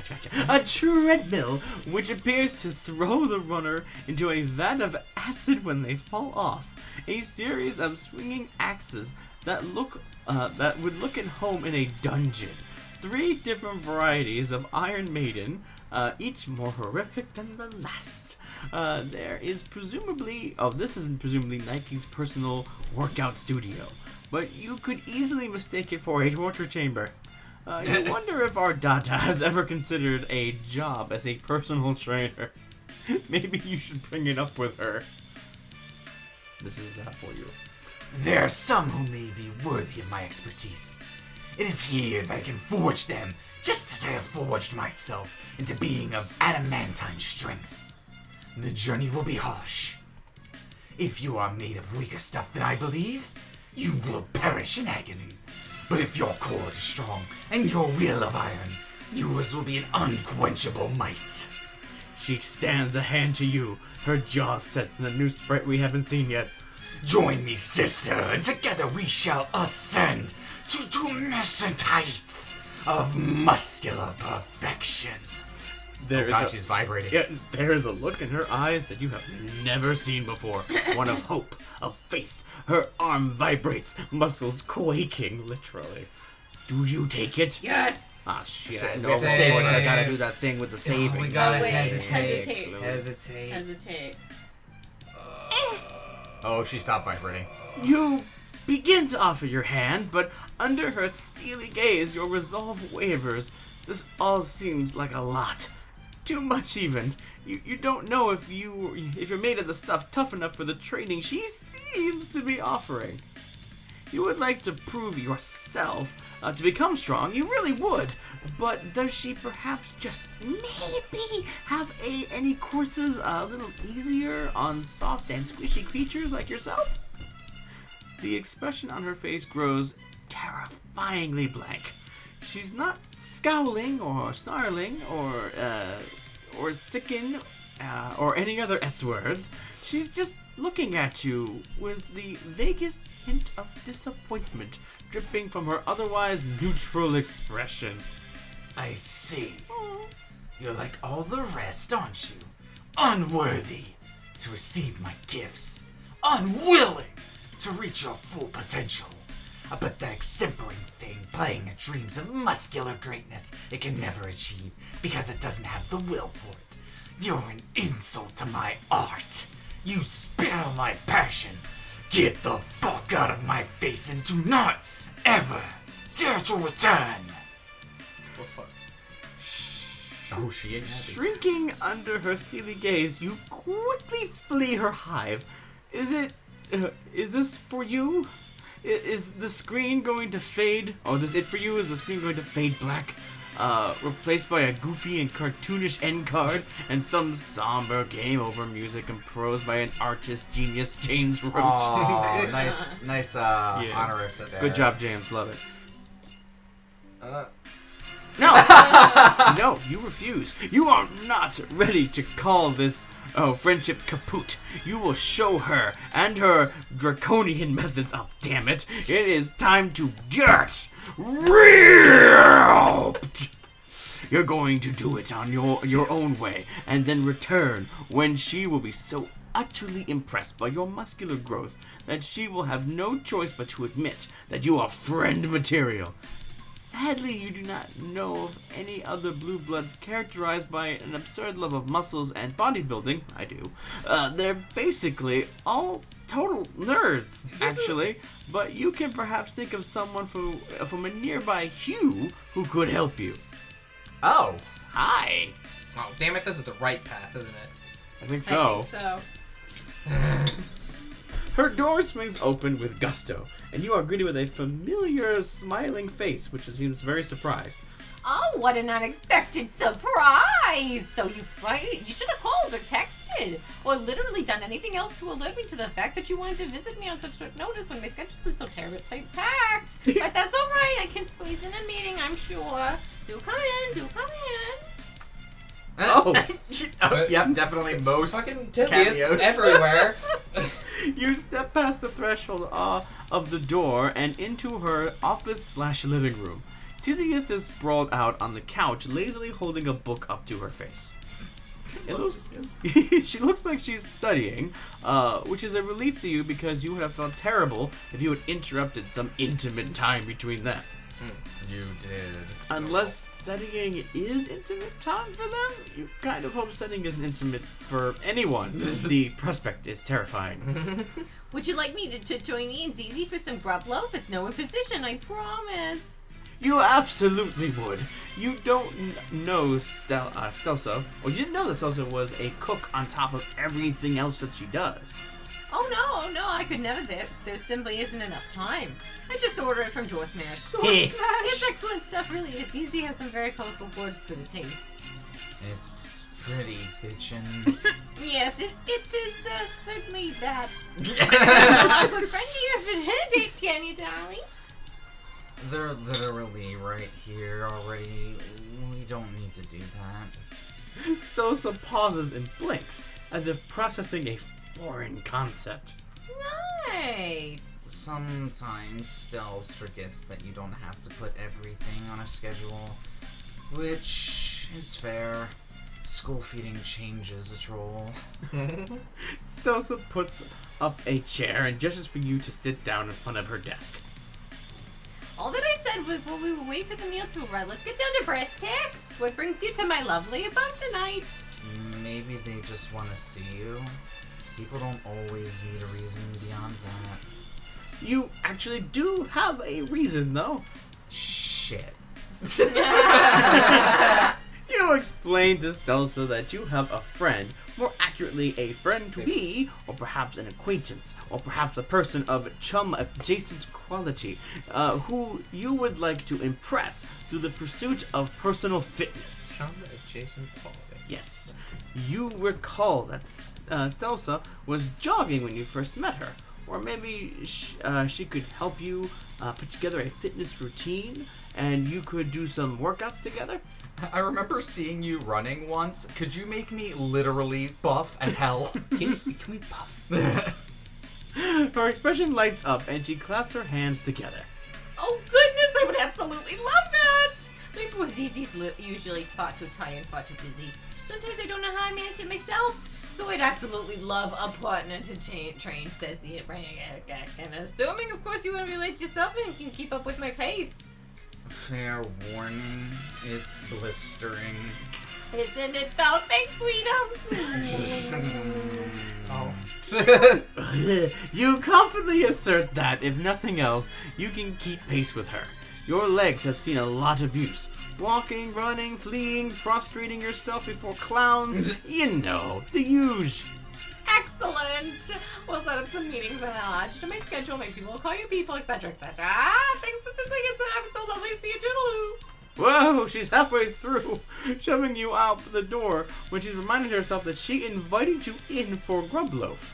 She hastily and apologetically pulls you back inside. Celia snickers in the background. Don't know what I'd do if I didn't have Stells. Someone has to be the energetic one at this quadrant. The contrast is certainly a stark one. Has Tizius considered Quaffing. Or quaffing, rather. quaffing energy drinks here or drink. there? So sip in on the thing. Perhaps they could help her pep up. One, I'd probably literally die.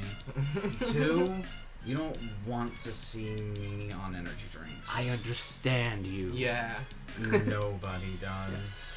Did we talk about the fire flower before? We did. Okay, Yeah. moving on. Fair.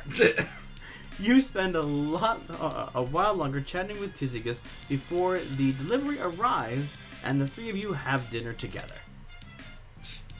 Oh my god. The Grubloaf is the Grubloaf is exactly as bitchin' as advertised. Told you. A wonderful meal with wonderful friends. The perfect precursor to the fitness montage yet to come. Ooh. Big bamboo. Oh shit, we about to get buff. Oh. You visit Stelsa multiple days a week, fitting yourself into her incredibly convoluted and packed schedule. The feat doesn't actually prove very hard. You basically only exist to spend time with friends. Yeah. Her equipment is delightfully free of torture devices. Nice. Besides her step machine, she also owns quite a bit of smaller exercise paraphernalia. Aerobics, doodads, and thingamajigs, yoga mats, jogging outfits, even one of those huge bouncy exercise balls, which she bans you from using after you accidentally send it careening into a carefully organized stack of books. Stelsa carries herself forward with a peppy, always-on sense of gusto that can be difficult to keep up with, but her bright smile and encouraging attitude do wonders to keep you invested, to convince you that you really can acquire the swolehood you've dreamed of. Oh my god, I would love if for the last two trolls we were just the buffest motherfucker. Right. Oh, and we're still wearing the robe and the glittery. Yeah. You have added attribute beefy. By the end of the pedigree, you are, well... Perigee. Perigee. You are, well, you wouldn't exactly call yourself ripped, but your muscles are definitely toned in a way they previously were not. You feel hale and healthy, more energetic than ever, with a bit of an extra pep in your step. Apparently, regular exercise makes you feel good? Wild. As you look at yourself in the reflection of a acid puddle, you flex and watch your muscles bulge. Fuck yeah, it's time. At least, you hope it's time. I can't believe this is happening. I know. You climb into your scuttle buggy and prepare to set the autopilot to Nike's place. When something stills your hand, some strange sensation that has been slowly, surely settling in your stomach. A sense of unease, of dread. Your days of foolish ignorance are long past, and in their place a burgeoning understanding of the universe in which you exist, and the harsh laws by which rules its inhabitants. She's gonna be dead, isn't she? You are beginning to fear made the wrong choice with all the consequences such a lapse in judgment entails. Will you ever truly befriend Nike?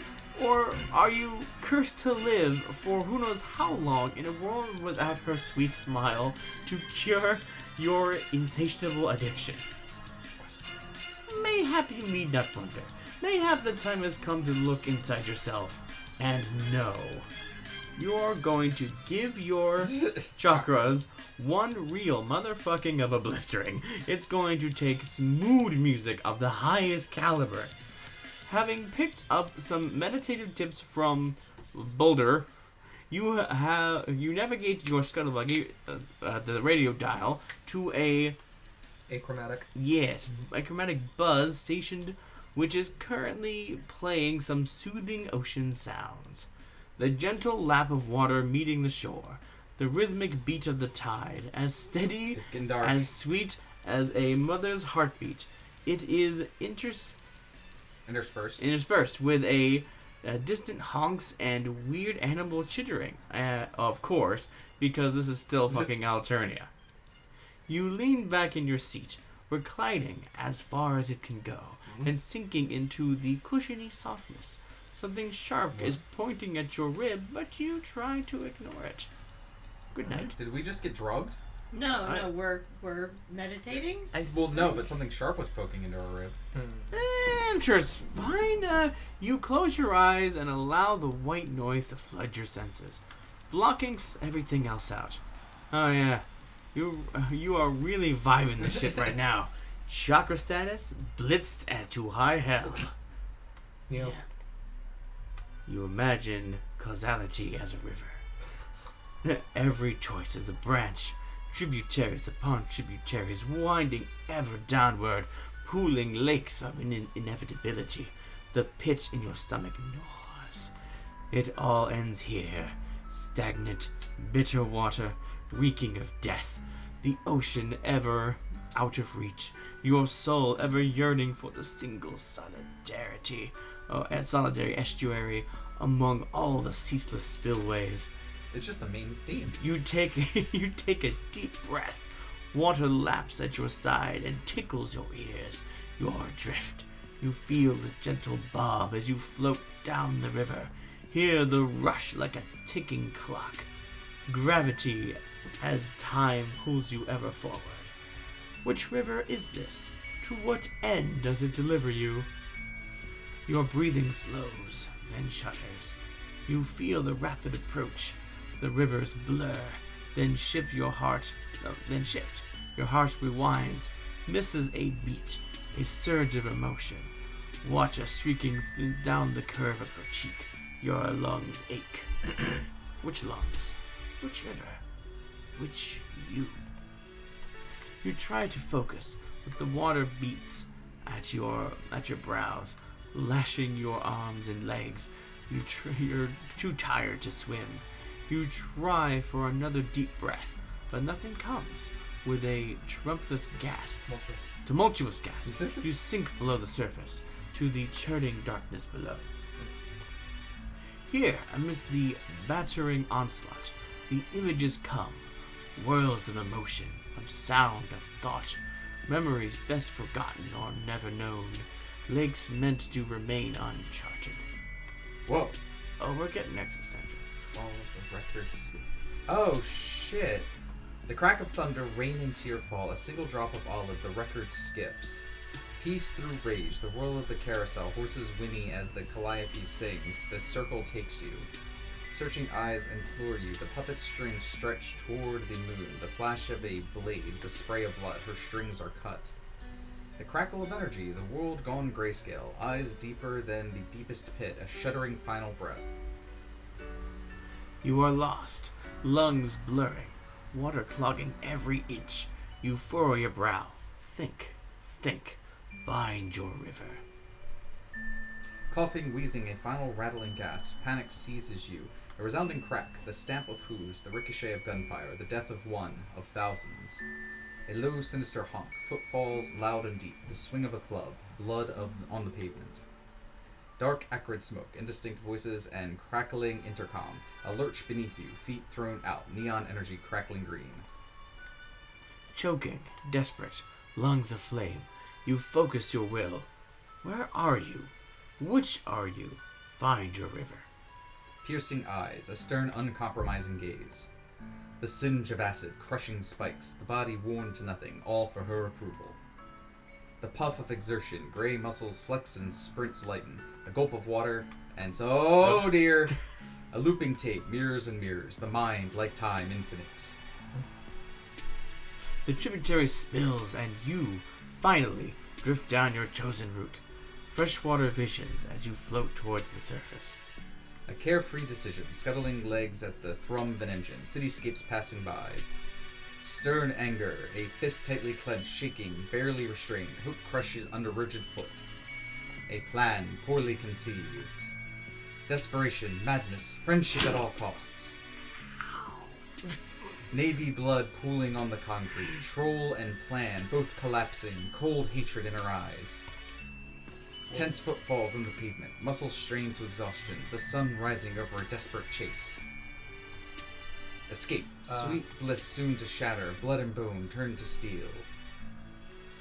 I think maybe we're supposed to be reading the top bits now. I think maybe it's splintered off. Hold on. Wait. Hold on. I think that might maybe that's from You'll want to start reading the top bits too. Okay. Oh, okay. Okay. Alright, then Jay, read this. Okay. You shrug and start the vehicle, punching in Nike's address and leaning back into your seat as a familiar sensation of the autopilot takes hold and the buggy begins to scuttle. How dare you insult me by showing your face again? Stern anger. Oh, at times like these, you envy the Purple Bloods. You envy them quite often, actually. They've got amazing strength, unbelievable, beautiful rap gods, and honestly, Fago's starting to grow on you. But right now, you just have to wish that you were a contortionist. These vents are way too tight. Plan, poorly conceived. Yeah.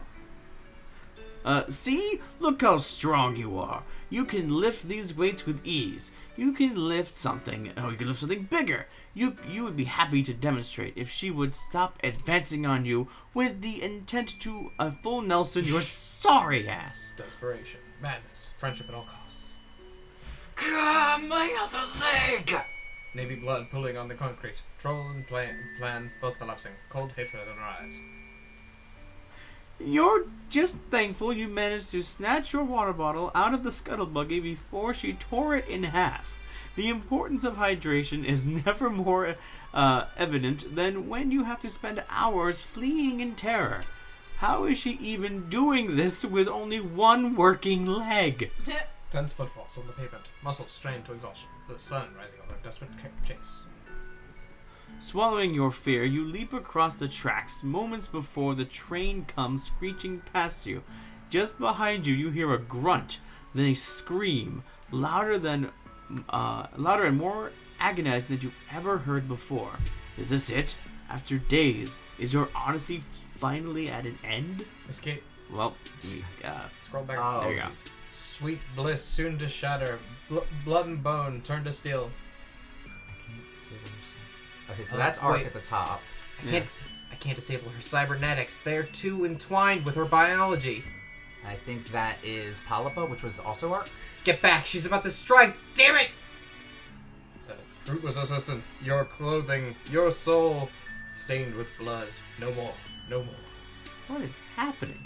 Your palm has died ages ago, but you've been etching lines into the back.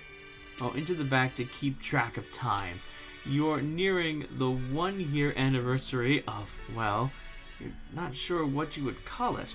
The day you irrevocably ruined your life, the day you fled into the untamed wilds. You would celebrate, but you doubt you'll have the time. She can't be far. One more step. One more desperate step. One foot after another in an endless chase. You try your best to stifle your ragged, fearful breathing, but you know it's fruitless. Nothing can hide the terrifying pounding of your heart to her bionic ears, nor the heat of your blood to her infrared senses. She can find you here. Drenched in fear, in sweat, hidden but not well enough. Nike Borg. Searing blue eyes flashes in the darkness. There's no more hiding. You close your eyes. The curtains fall. One final heartbeat at the end of all things. You emerge from beneath the surface with a gasp, coughing up water, and oh, it's just you, sitting in your scuttle buggy, gentle white noises still playing on the radio. Coughing up water? Yeah. What happened? You take a moment to catch your breath, your heart thumping against your ribcage like it wants to crawl out and beat you senseless for subjugating it to all that horseshit. Phew, alright, enough meditation for one day. You think you're just going to reach over and kinda set the autopilot to Stella's house instead of Nike's. Yeah. You have no idea this will avert or merely delay some horrifyingly and grisly end or another, but it's better than the alternative. And besides, you really want some more of that bitchin' grub loaf.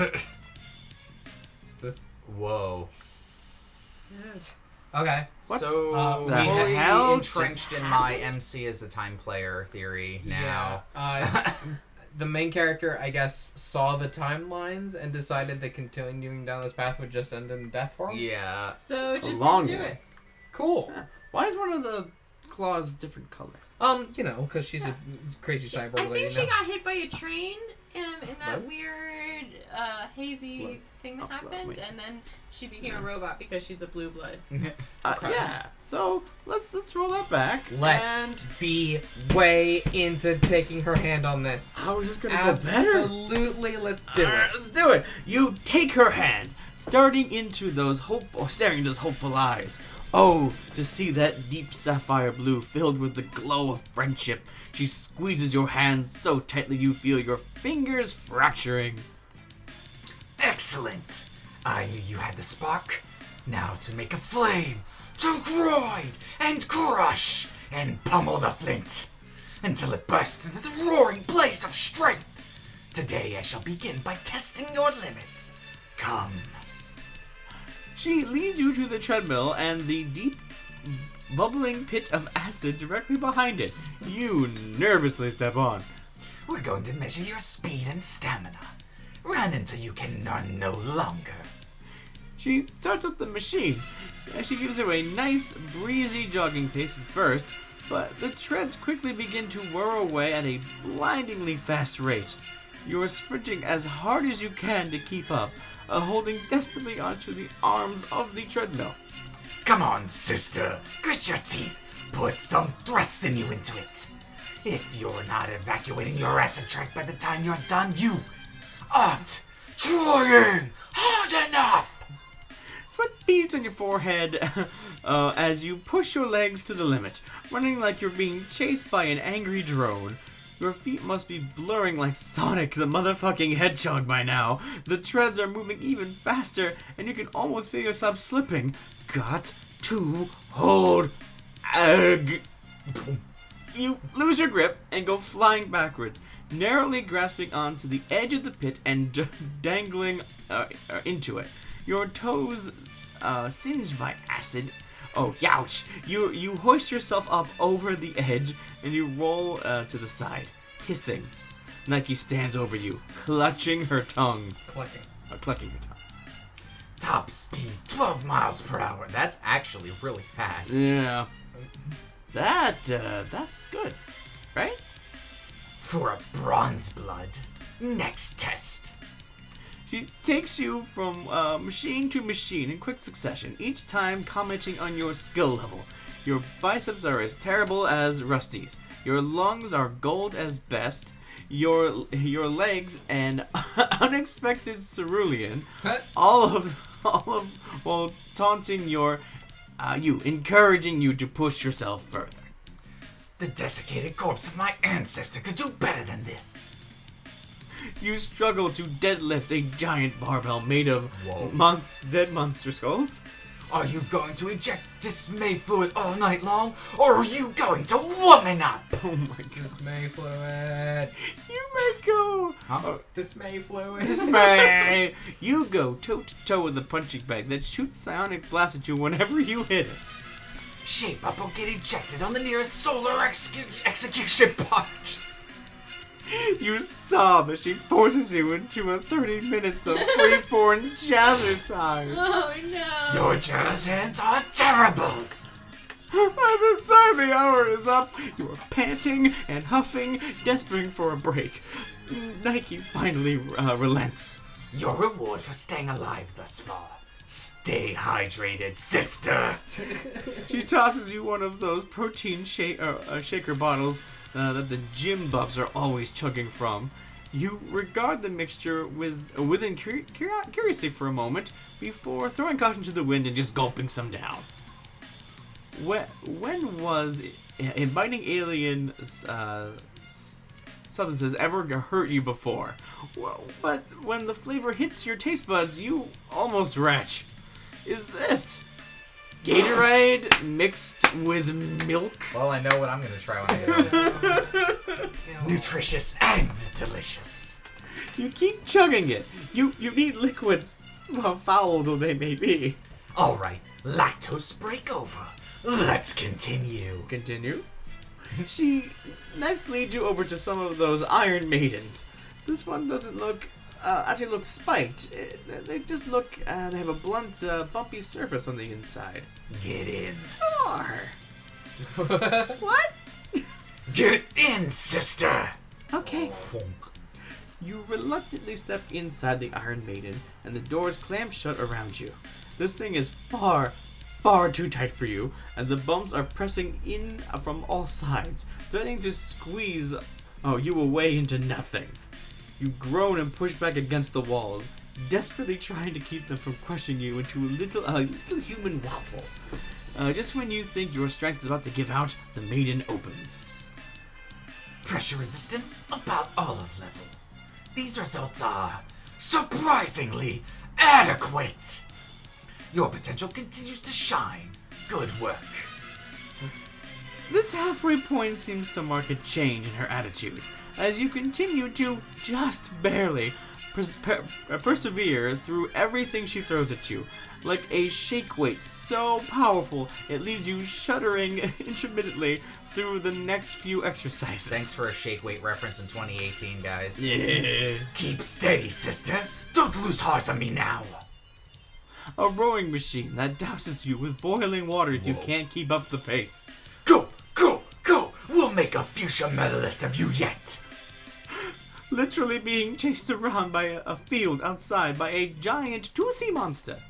Don't you dare allow the thing of satisfaction of feasting on your bones.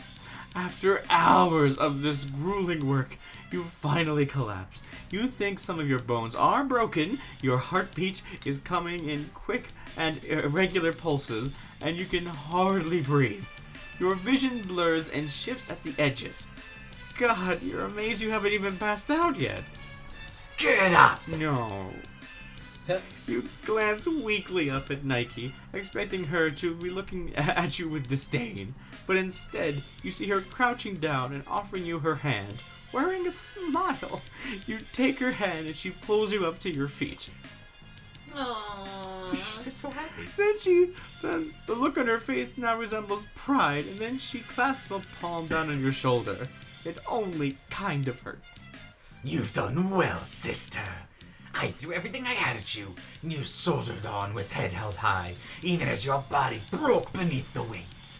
I have never seen such commitment, such strength of heart and soul, such dedication to the craft, such appreciation for the most righteous of pursuits.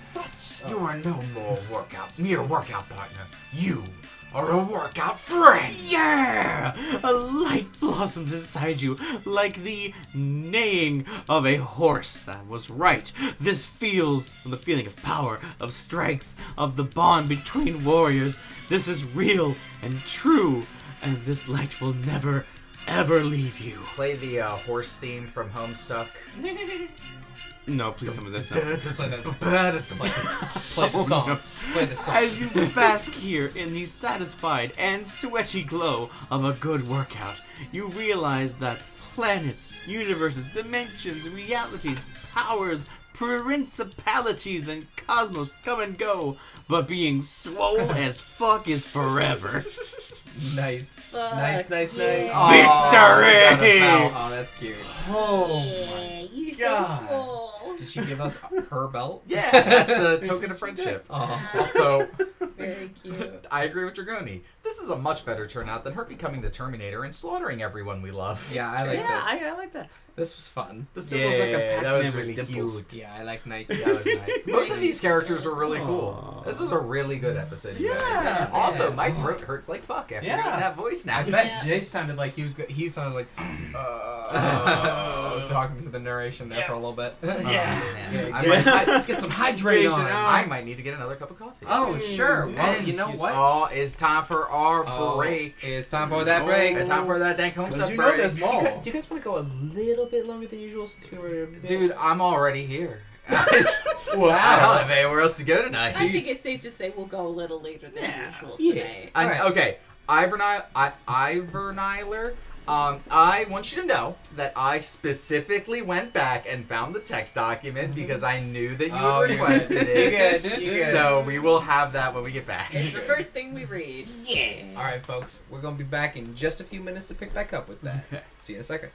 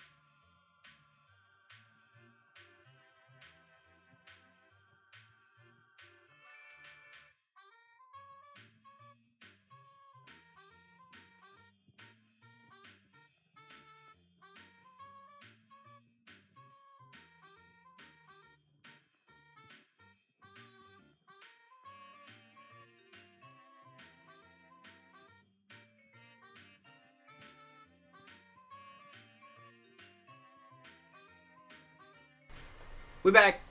We back. Hey, everybody. Oh shit! What up, hey everybody? We back for more ham steak. So I hear that we missed something. Yeah, we had a crucial text document that we've accidentally skipped over last time. Can I have 7 conversation? Oh, skim. Mission critical text document. Mission critical text document. All right. Oh, what is this? What happened a few 100 pages back? I don't know. I'm supposed But to you might antagonize A. Oh, What? I Oh, see. can I They hear can't us? really. No, I can get it. Oh no! Yeah, I can get it. yeah, you go for it. He's gonna make that invisible. There we go. Alright, cool. We have to get rid of the curtains for a bit. Good call. Good call. Okay, so this is between. Okay. I'm supposed to antagonize a few members of your trivial species.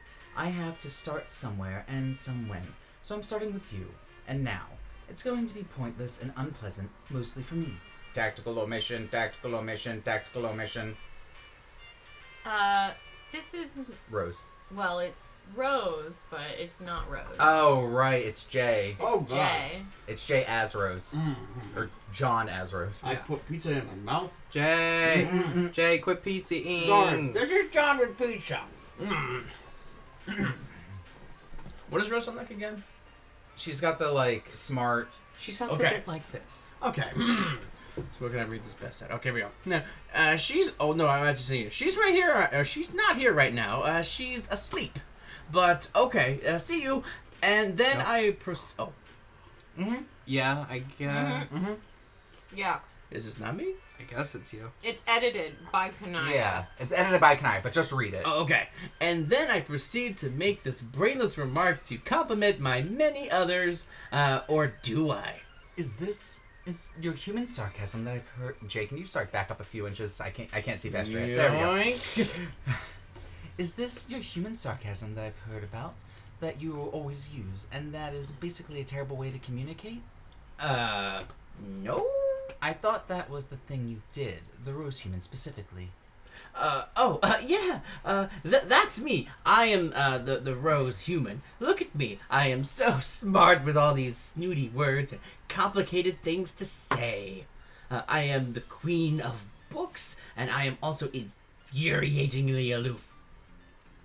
I think. And difficult to engage with. And maybe all the other person who wants to do this, maybe to try to be my friend, has that ever occurred to me? Probably not.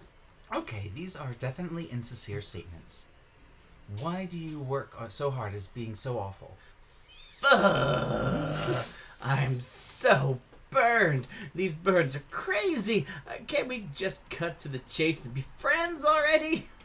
These cats and cat and mouse games are so dumb. And you know we're just going to all be friends at some point anyway. Have we spoken before? I don't know. Maybe? It's hard to keep track with all of your time nonsense. And I'm being sincere here. In retrospect, it will probably seem unlikely to my current conventional conversational partner. Now that I think about it, it is pretty conceivable that I will talk to you again in the past after this conversation. That's because you guys always do things the hard way and the dumb way. I should figure out how the viewport feature of this application works, so I can see what such a primitive creature looks like. Well, I know what you guys look like. You look kind of like Huey Mandel from Little Monsters. Even though, to be perfectly frank, he was kind of a big monster. Because he was a big, goofy adult, and Fred Savage was all like his child prankster sidekick. Why would I even be saying things like this? Of course, I have been so foolish. It is because I am trolling you. I wonder where I could have possibly gotten the idea to do that in the first place. Whoops, there goes my human sarcasm again. It looks like a regrettable bodily function. Is this an adversary you have encountered on your quest? No, it's a movie. You should ask John about it, because he thinks it's awesome, which it is. It seems tactical omission, tactical omission, tactical omission. Yeah, I got him this really cool bunny for his birthday, and it's really nicely knitted and everything. because I am basically in love with him. You are right. It is at this point I admit to flourished longings for the ignoramus who likes terrible films. I am only doing this to bother you. I openly acknowledge that this here significantly improves the chances that we will develop a more favorable relationship in the future. Tactical omission. I think I'll talk to someone else now. Why don't you talk to John? Maybe. When along his timeline would you recommend communicating with him? Oh man, I don't know. Why don't you pick the time that will make the most complicated mess out of everything imaginable? I said smugly. Tactical omission, tactical omission, tactical omission, tactical omission. I'm going to talk to your comrades, this John human, and figure out what's going on. Okay. If you talk to him in the past, he'll understand even less buggy-whipped fuck all about time, and he'll be confused. So maybe pay something from this conversation to him? I don't know. And if you talk to him in the future, he'll probably know all this stuff, like the things you said to him but haven't said yet. And then you'll just be confused. Sorry, that's just how this works out. Don't say I didn't warn you. Consider... Consider me fully briefed on the matter. Until next time, Rose. Tactical omission. Okay, yeah, bye! The last thing I said there definitely doesn't make any sense, especially given the context I now have for authorizing the remark. I feel really stupid for having typed it along with many other things I just typed. Okay. Okay. Yay! So, There we go. all right. So There's now we can head back to John, make a backup computer. What was do this? I see. That was the other page. Okay. John, you should really be making a backup computer, dude. Look at this shit. I punched him. Look at what happened. It hit a fucking goblin dude. What are they called? Imps. Imps. It hit an imp. You make a new Cosby top so you can do some serious computing on the go. You barely got a chance to mess around with the first one you made before it was pilfered by a scurrilous imp. Yes? I'll put the curtains back up. Put the curtains back up. Curtains. They're there. There they are.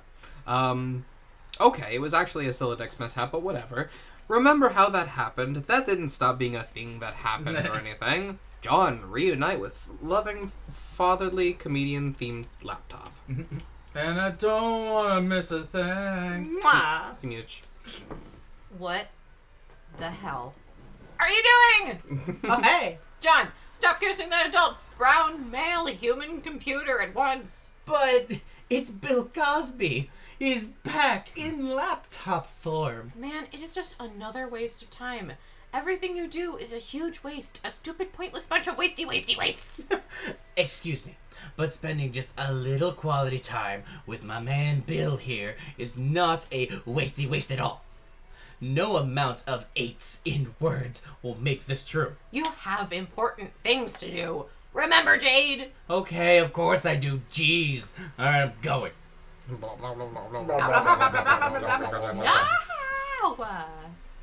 Ah, What?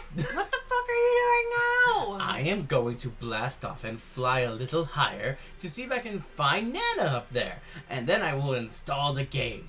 It will only take a second. No, that's not what I meant. I know that that's what you're going to do. You're just not supposed to do it now. You're supposed to go do something else first and then fly up. It's right here on your timeline. By attempting to do that thing you're not supposed to do yet, you're just wasting more of our time. Jeez, you are incredibly bossy. More like Marquise Bossy Fangs. I told you. Owned. It's my role-playing name, not my real one, so your weak burn means nothing. No, you did not tell me that. You did not tell me that you like to play troll Dungeons and Dragons. Oh, yes, John, I am really going to know what that stupid Earth game is, just because you put troll in front of it. Stupid. I will find out what your name is. I am tricky and I have ways. Doubt it. Now shut up and do what you're gonna do next. I don't know what I'm going to do next. Apparently what I thought I was going to do next was wrong. So why don't you tell me? Because that's ridiculous. That would be a ridiculous way for us to do things. Has it occurred to you that I might be wasting so much time because you keep pestering me, telling me how much time I'm wasting? and then I'm about to make progress, you tell me I'm doing the wrong thing.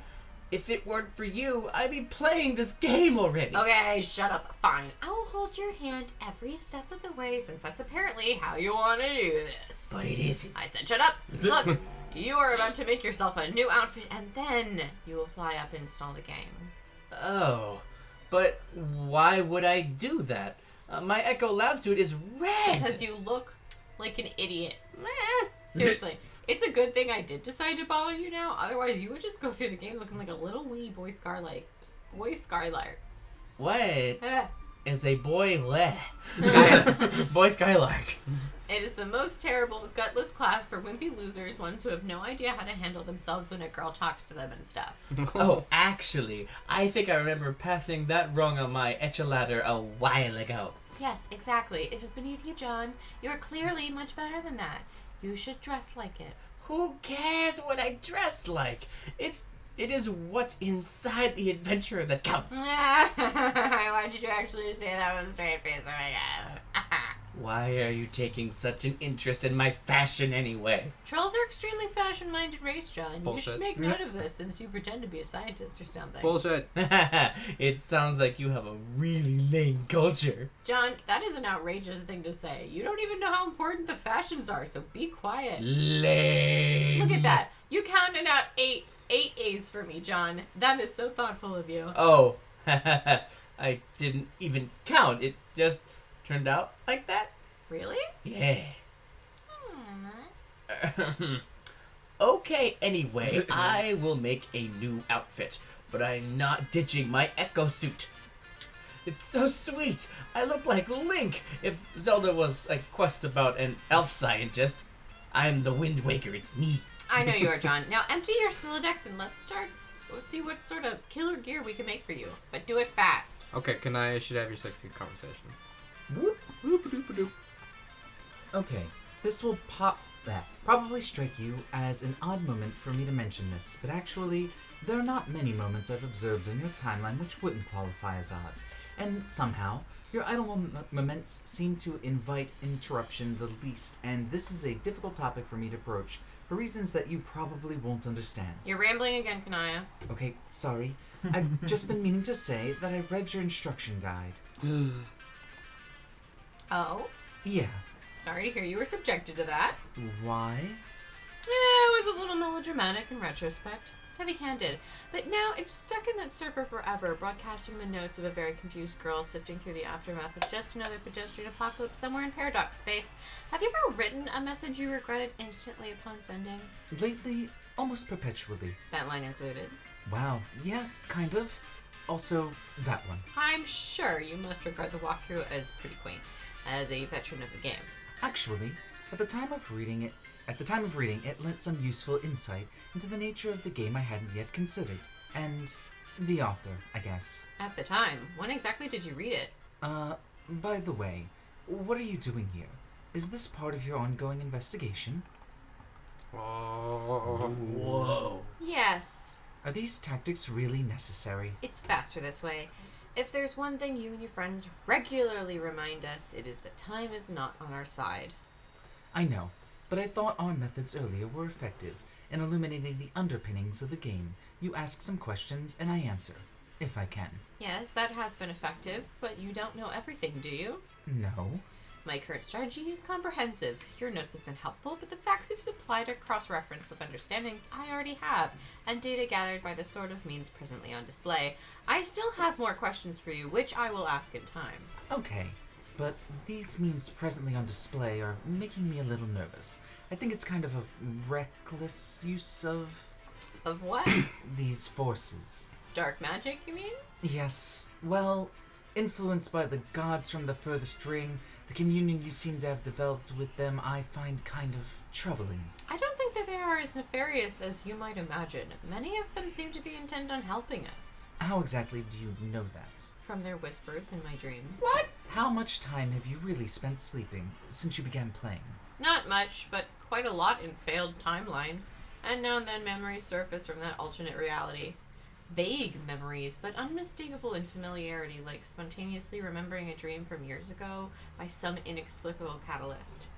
In that reality, they spoke to me in my sleep and told me much of what I needed to know, including what to do to reset our timeline and create the present reality. That makes me no less nervous. Our understanding is that influence from doomed timelines, though seemingly necessary to advance in the alpha reality, is generally inauspicious. Travelers from such branches are mocked for death, and though it was only an insubstantial part of you which traveled, just memories, I suppose, it's still troubling. I have assurances I'm on the right track. Surely you must have spoken to the Cods by now. What did they tell you to make you so suspicious? Actually, I haven't. I've never visited Durst or traveled beyond the Veil. Prospect's Moon was my home for most of my dreaming life. It was? Yes. This surprises me. Why? Good question.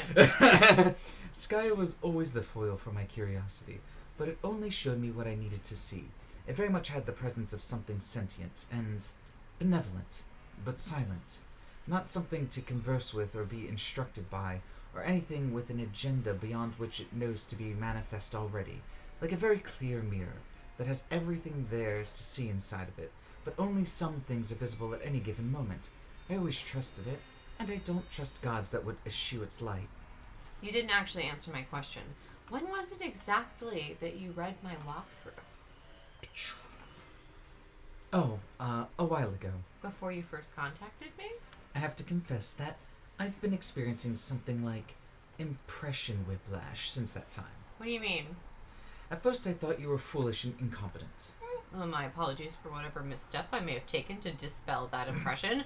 It was an honest mistake, I swear. You see, that's what I'm talking about.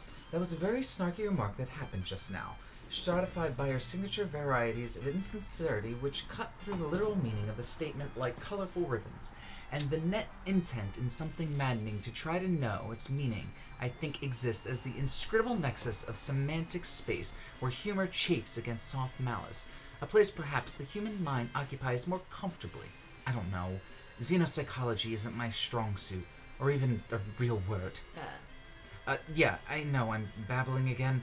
The point is it's not the type of behavior a very stupid person can perpetuate, and so my impressions have thrashed about from conversation to conversation, and now, rather than suspecting you of incompetence, I've begun to fear just the opposite.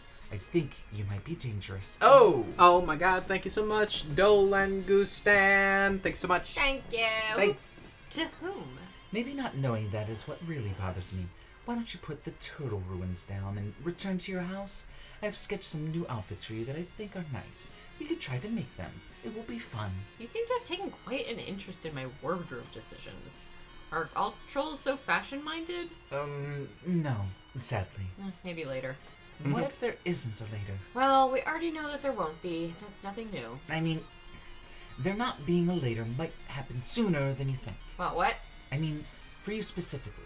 Okay, this was something else I wanted to say or ask about, but I'm afraid my asking might play a role in the outcome, and I don't know if I want that.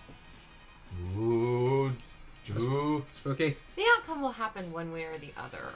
Whether you have something to do with it or not, you might as well ask me.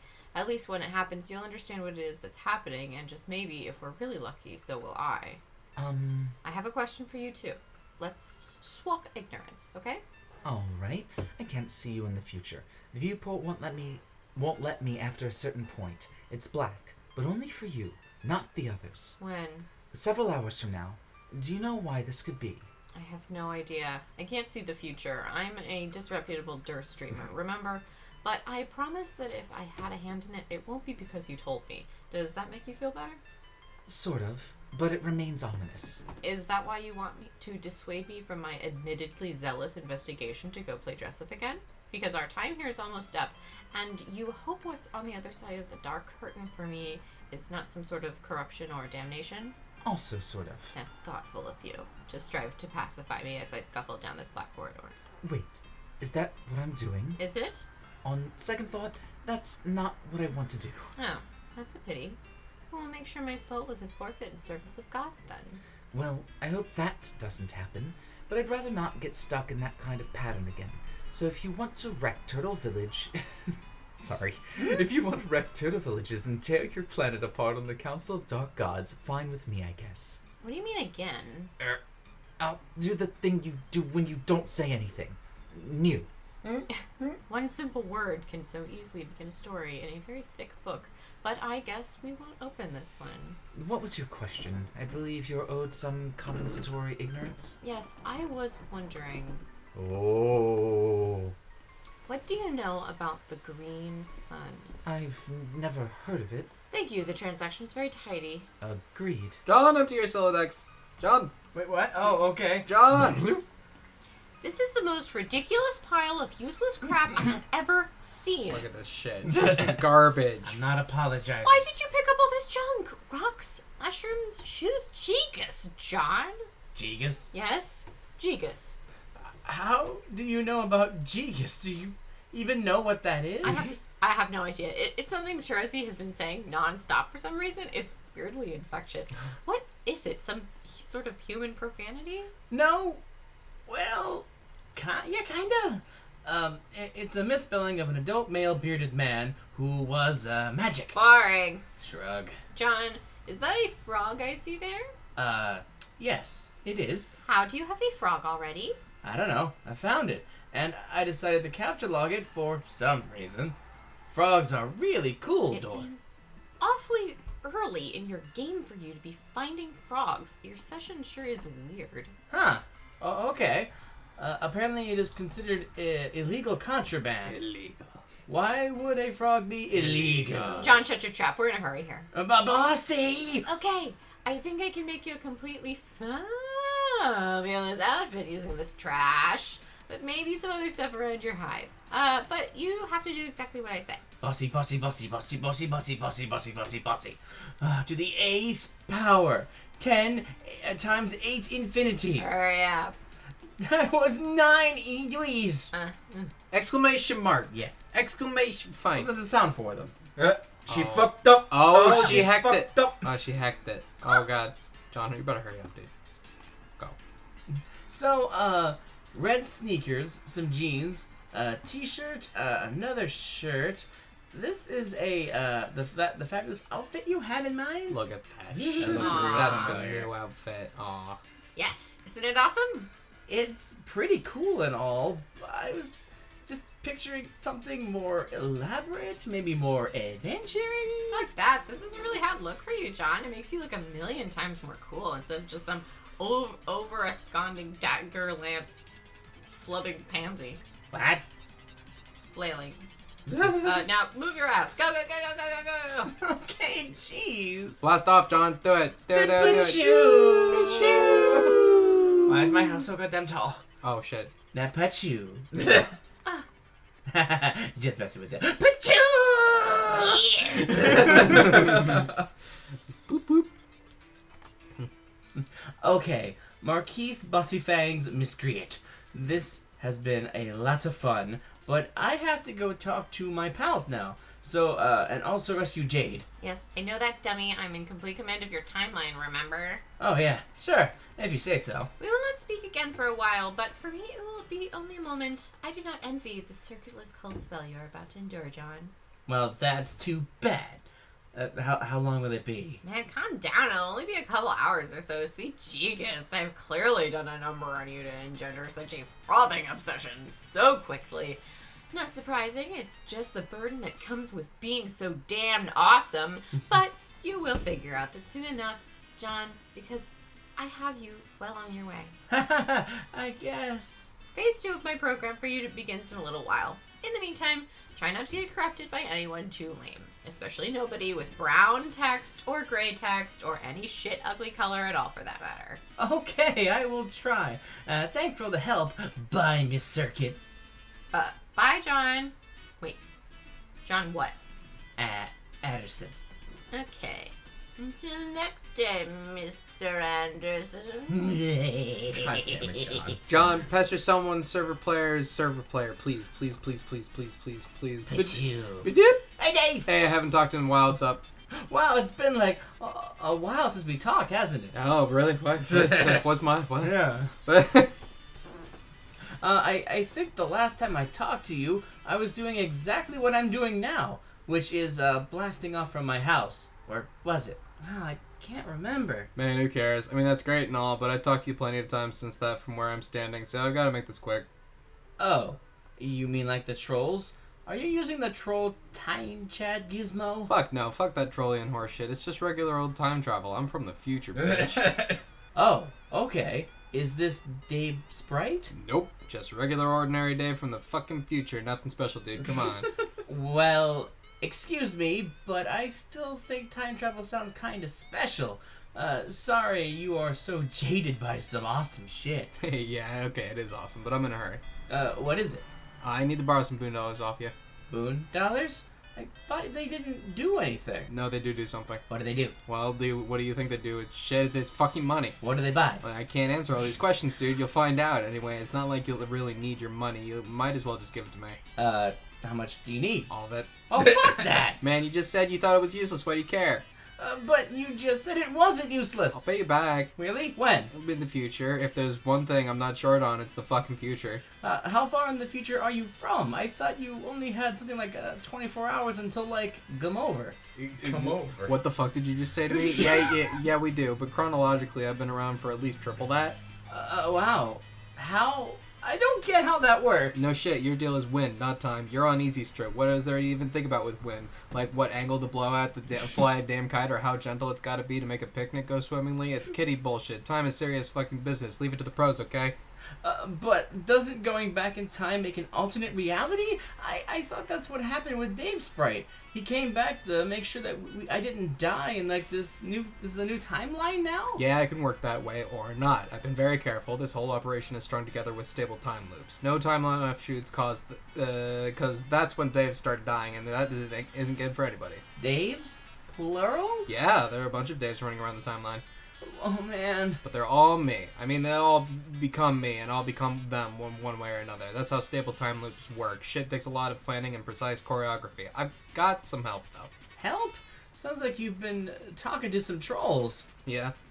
They seem to be getting more talkative lately. Man, don't get me started on that shit. This 24-hour span of the reckoning is like some kind of critical spike in us dealing with troll bullshit. I guess it's just when the most shit is going down, so they figure it's the best time to mess with us. Oh, yeah, that makes sense.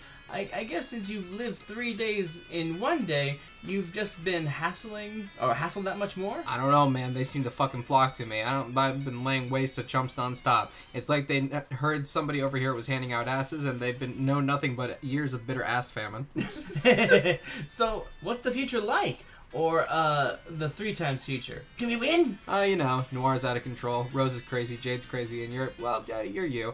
And together we're up to our bulges of miscellaneous bullshit alien physiology and in hot, sloppy shenanigans, while hatching plans under our feathery asses like a bunch of cage-free, farm-fresh motherfuckers. But I'm not about to get into specifics because this is complicated enough as it is. And if I started ranting too much about the future, I'd start sounding like one of the smug Alternian shitheads, and I'm not about to drop that stupid science on my good brow. So I'm staying on track here. Speaking of which, give me your money. But I've worked really hard to save up that money. I have a whole boondock now. Oh, Christ. Only one? Well, fuck. Never mind that. I thought you'd have more now, but that's goddamn peanuts. I mean, I'll take it, but anyway, fucking damn. Well, tell me what you want with it. I'm working the system here, using the time loops to manipulate the incipisphere financial sector, making a goddamn killing in the low hacks. Low hacks? Low hack stock exchange. Low hack? My planet, land of heat and clockwork, dude. Come on, you like gears and lava and shit. That sounds unpleasant. Wrong, it kicks ass. Your unpleasant face is what kicks ass, or does it, more like? Egbert, shut the fuck up and give me your goddamn boombuck Gigas fuck. I'll turn it into a boom in an hour and you'll get it back, okay? Gigas? Narrows eyes suspiciously. No comment. I don't even know how to give it to you. There are just more weird game abstractions. How do we do this? You can wire it in my account. I'll send you the app. I'm just really pretty busy, you know? I have to help Jade. I know, but this takes like 2 seconds. Bleh. Fine. Dude, don't do the Vriska thing, okay? She's messed up. We talked about this, or we'll talk. Who? Oh, whatever. All right, app incoming. Okay, gotta go later. Wow. Dave, make a goddamn killing in low hacks. Fuck yeah. He's There doing he it. is. He's doing it. For a while. Fuck it, man. Hell Get rich, yeah. get money, get paid. Hell yeah. Hell yeah. It's the perfect crime. Dave, receive transfer from John. Virtual pork hollow. No, I narrate these parts. These are money. Do you want to narrate? Go Well, for I it. think that's what we're having. You go right ahead. Doing then. before. Heck yeah. Whoa, whoa. Woo! Oh, Good catch. good catch. Thank you.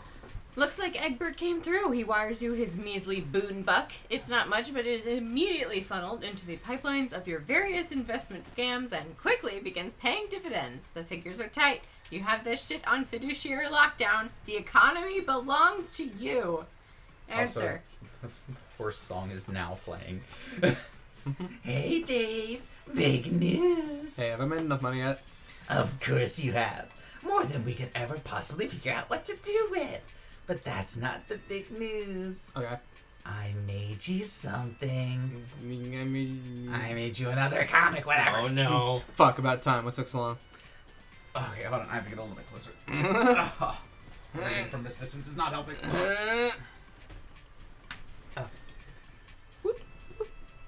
Hello.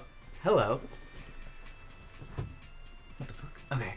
I resent the implication, Dave, that I am not working tirelessly on your behalf as well as on behalf of the fine arts. Just because you go for hours without hearing from me doesn't mean I'm not slaving away here at making you rich, financially and artistically. It's just I don't have the luxury of your expanded time frame, Mr. 3 Days in 1. Cool. Okay, cool. Let's see it. Is there anything that a human cool kid cannot do? Hang on. Let me check this shit out. I doubt it. What is this? What is this garbage? Hang on. I'm gonna need some narration. Oh, okay. Cool kid and take us to school. And that's when I come in on my my keyboard. And that's the internet. Oh, and I think those are your friends back there. Oh yeah, there's my friend's. You know, his face got blurred out, but you know, yeah, I don't really like him Car anyway. Cat sucks or Oh, there's something. Bird Me. I like that Bird Me made it, and that's pretty cool. How do I get rid of this shit? Okay, here we go. Hang on. I doubt it. Damn, that's incredible. The phenomenon of the cool kid is a fascinating one, Dave. I have studied it. Did you know that we do not have cool kids on Alternia? Oh shit, really? That loud sound of shock you just smelled was my jaw hitting the floor. It's true. Some try to be, I think, without even being aware of the template they are striving for. It is a sad spectacle, but I think you are probably the coolest kid, Dave. All these other hornses? Hornses? Asses? Yeah. Okay.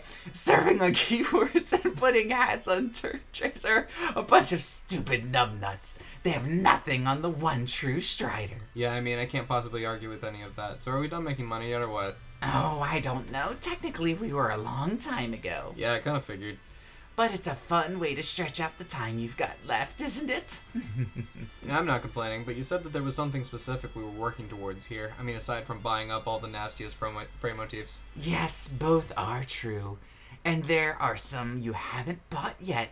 That is important. We need to keep you competitive with John. Competitive? What? Man, don't fucking... It doesn't matter what I do. I'm not gonna outpace Egbert. Don't say that. You've got to believe in yourself, Dave. It's not like the future's a mystery or anything. We've both seen it. Well, I mean, I've seen it. You've just caught a whiff of it, like a hungry beggar loitering across the street of an olive garden.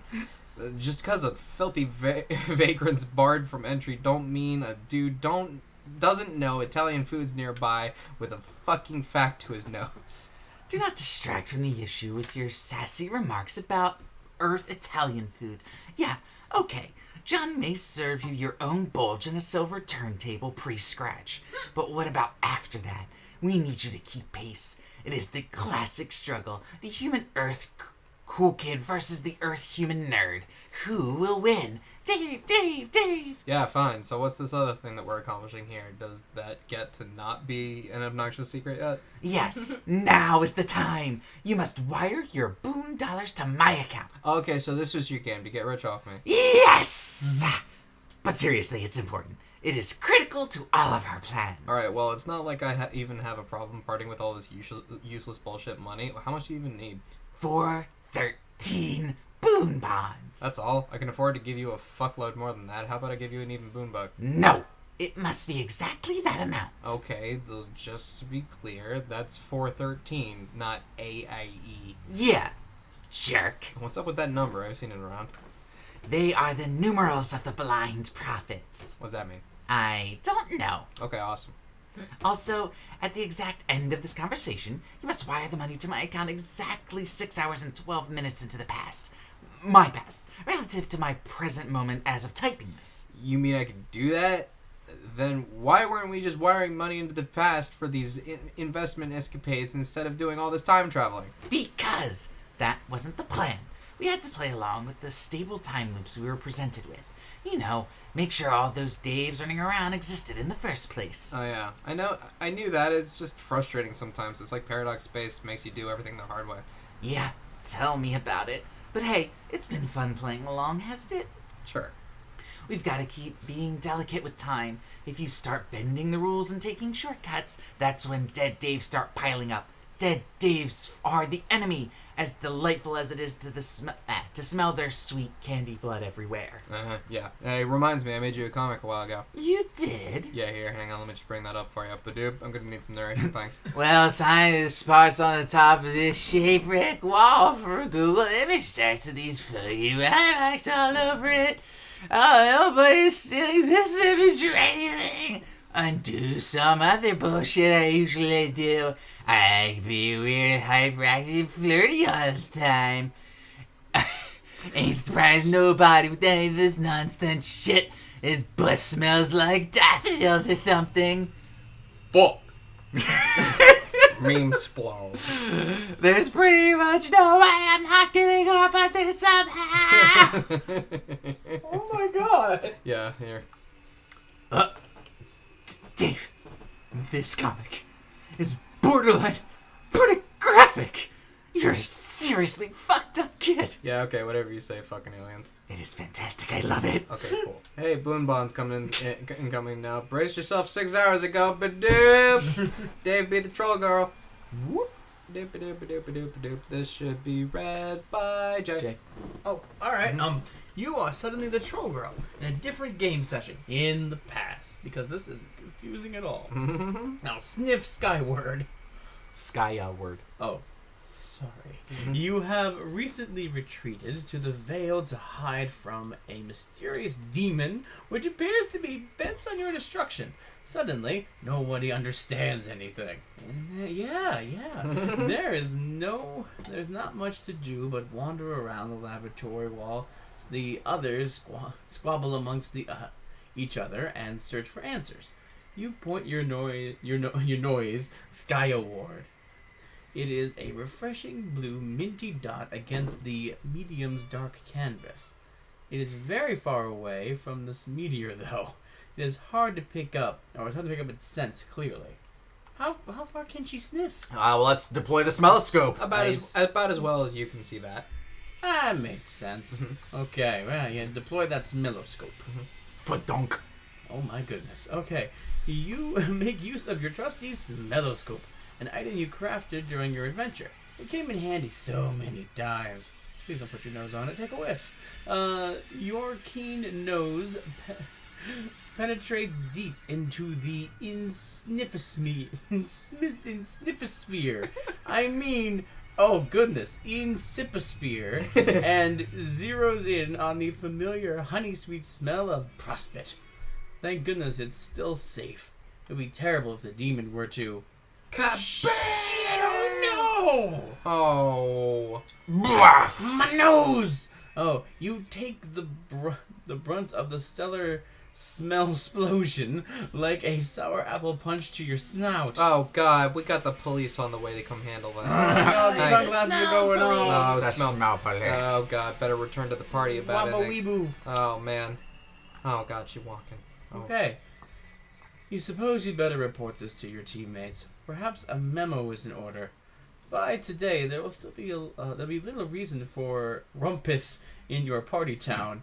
Today is a very sad day. You are all in bigger trouble than you suspected. Shout out to everybody in the Discord, Sturdy Fruity Rumpus Asshole Factory. Unsurprisingly, you return to a room full of commotion. What is that guy staring at? Always with the staring. He's so weird. Oh. And what is he doing with the chainsaw over there? The rich scent of chocolatey blood fills the room. Good grief, you can't turn your back all these lunatics for a second. Chainsaw, more like a chainsaw, am I right? Okay, now hold up a second. And here is your bold leader. Pass that on the floor. Oh, he is sleeping like a wiggler. You wonder what he could be dreaming about. Prospect is gone now, and he never even had the chance to wake up. Poor guy. Report news to Party Town subscribers. Oh, no. It is important to keep your loyal subscribers of the past and future informed. It is your duty as a dedicated bulletin administrator. Still, it's hard to find the words to break this to them. The Party Town has been host to nothing but bad news lately. Open the memo.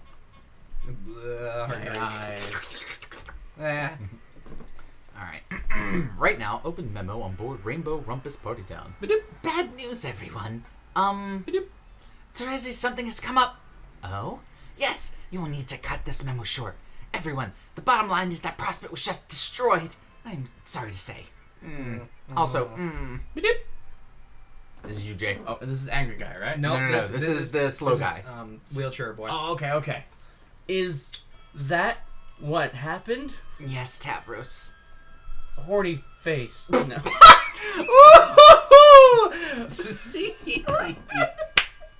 Oh. Good. No, That's what that emoticon's called now. Put that in the Discord. No.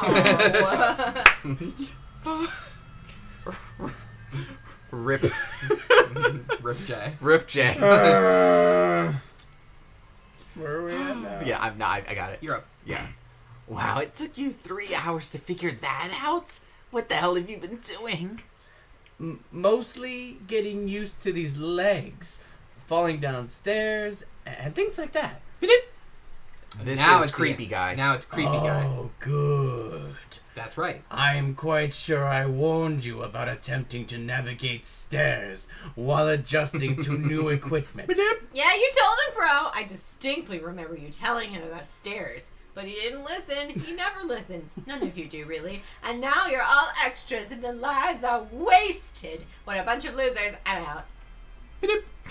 Well, not all of them. The Dish streamers are fine as far as I know. Not quite. She is referring to the fact that the Durst was just destroyed too. I saw him during my cat nap. He blew it right on up. What? Avery was sleeping too, and now she will not wake up. I am very perturbed by this. Everyone, please. Pastor Ezzy has something important to attend to in a moment, so I'm afraid I must close this memo. Please scan the bulletin for future memos to continue discussing this and other intriguing topics. As always, it has been a pleasure serving your trans timeline discussion needs here at the Rainbow Rumpus Party Town. You doofus! Shut the fuck up! Terezi, better wait for this important thing to happen. On the instruction of yourself, from 3 minutes in the future, you wait for something to happen. You wonder what could possibly happen that would cause you to become your future self in 3 minutes and interrupt your past self's memo and tell her to wait for 3 minutes doing nothing but wondering what could possibly happen that would cause you to become your future self in, hey, someone just wired you some money. That's odd. Accept the transfer. Yes. Whoop. Huh.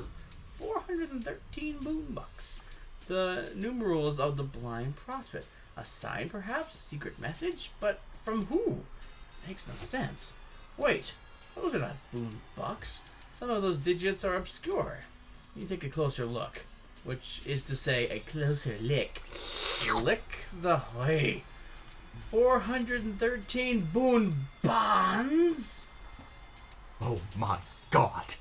This is a absolutely preposterous amount of money. Confer with the network administrator. You gotta get over here. Bloop. Solix, I need you to trace a money transfer. Someone to send you money? Or sent you money? Yes. It says to with it. Why? Why is someone sending you money? And why now of all times? Like, can we even talk or can we even use it? Who is this douchebag? He said the thing. That's what I want you to figure out. Okay, bam, done. I'm fucking incredible. And who is it? Someone in our universe. Can you be more specific? Universes are kind of huge. Someone from Alternia? No. I mean someone from our universe. The one we just made. Wow, already? That was fast. We just made it. Yeah, sure. But we are completely outside it in a temporal envelope, remember? The entire history of the thing exists already in its entirety from our perspective. Its flow of time means nothing to us. We don't even have to wait for anything. It's already there. Yeah, that's true. Still seems weird, though. 413 boon bonds? Damn. Someone here has been playing the scrub. Oh, I'll guess. I wonder why they'd send you money. Maybe they know we made them. Maybe it's like a tip. Like, thanks, dude, for making us exist. Why 413? Why that number? Any idea? Numerals of the blind prophets. Other than that, I don't know. Well, seeing as we don't know shit about the guy, blind seems like the operative concept. Kind of like a blind donation. And now we're fucking rich, so I'll guess you could say they're the numerals of the blind prophet. Oh my god. Oh! So then I guess it's from an alien? Yeah. Maybe we should tell Carcat whenever he wakes up. This shit's probably not important enough to bother him with. If he finds out, he'll probably just want to hatch some plan. Some plan kind of that makes no sense, like twos and then words, and badger me into doing a lot of mind-numbing busy work. Leave him alone. What does he look like? Our blind donor. Oh, here, come here, and I'll open him up in a viewport. Please don't Okay. No. Let's shed some light on the subject. Oh, that was weak. That wasn't even any sort of pun, you doofus. That was the joke. Shut the fuck up. Terezi, shut the fuck up. Yeah, go on, shove it. Pfeffer is here too. Shoo me. Oh. Who's this douchebag? Terezi, examine this douchebag. Yeah. Examine this douchebag. Should be Hannah? Oh, yes. Oh, sure. The youngster received striking new eyewear. Quite a handsome set. Perhaps it is customary for this species after emerging from the trials of the breeding caverns? Or just maybe this is some sort of cool kid you're dealing with here. Oh shit. Oh fuck. It seems the child of Lucis was slain in the collision, who will grow up an orphan just like you. This adult alien male appears to be taking on the role of his custodian instead of killing the boy outright. What a fascinating culture. The fellow retrieves the Lucis carcass. This appears to be a gentleman who knows better than to let good pony meat go to waste. Observe, cool kid? Oh. No. Oh. You learn much of this young creature's civilization and its customs. The adult puppet's assistant commences the standard feeding ritual.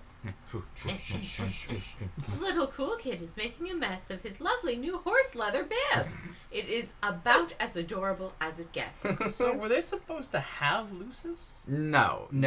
She came to the conclusion that the horse was a Lucis. Yeah, because the trolls can only interpret it that way. Gotcha. This race appears to be quite martially adept. Martially adept? Yeah, martially. Even from early childhood, they must have proven to be very powerful scrub players. No wonder they managed to make so much money.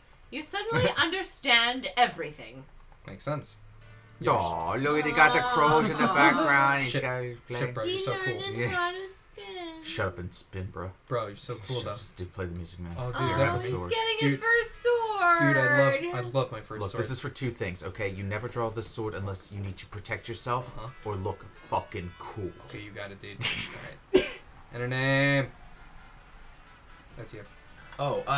Insufferable prick. You cannot name him yet, no matter how insufferable you find this cool kid to be. You will need to wait till his wriggling day when he turns 6 solar sweeps. Oh, I got it. Okay. Mr. Appleberry Blast needs to step up. This kid is yours to mess with. You smelled him first. Oh, okay. troll this awesome, cool kid. Hey, Earth Boy. Wait, I just assumed you were a boy. Maybe you're a girl. I don't know much about your weird hornless species. I guess you could be. Yes, I'm a girl. Oh, really? Earthlings are really bizarre. No offense. What is your species called? North American hollering phallus baboon. I think you might be pulling my front, female Earthling. No, it's true. We are hardly endangered. When our territories are threatened, and that's when the indiscriminate fucking begins. Could fuck a circus tent down a gas tank, bunch it up there real good, slam the lid and drive away. Beep beep, albino hairless dick monkey coming through. I'm not sure what that means, but I suspect it was something highly lascivious. The glittering civilization before you was built on angry ape fuck power alone. Stand agog and marvel, bitch. Okay, this is nonsense. You are a joker, like me. My name is Terezi. What's yours? Shaggy too dope. Okay, Shag. Just straight rolls with it. Okay, Shaggy, see? I can smell deceit. Lies have a subtle odor, easy to miss at first, but the more they pile up, the more they stink. That is not your real name. Okay, sorry, it's Ben Stiller. Also, I don't think that's your real name, nor that you're really a girl. Nope, sorry to disappoint you, dude. I am a girl, not a boy. Don't care. This first encounter is not going as well as I had hoped. Oh man, another failed trolling attempt. I had such high hopes, Trapezi. It started out brilliantly. Terezi! And I'm not trolling you. I'm just trying to get you to know a little about you and your species. I just discovered it and I'm curious. Excuse me, but it says right in the header of this conversation that you're trolling me. Prester Chum always knows. Oh, yeah. But okay. This might be hard for an Earth baboon to understand, but troll is a verb that has a lot of nuance. The word can mean a lot of things. For instance, I am a troll. No shit. No, I mean, that's what my species is called. Okay, let me just set aside some time to be stupid enough to believe that. Hey, looks like next month is chemical lobotomy month. You're in luck. Oh, God, what a smartass. Smartassiest alien ever. So what do you think? Time to block you yet or what? No, let's keep talking. What are you doing now? Drawing a comic. Hey, I like to draw too. I'm really quite great at it. Awesome. Can you show me your comic? Nah. Oh, come on.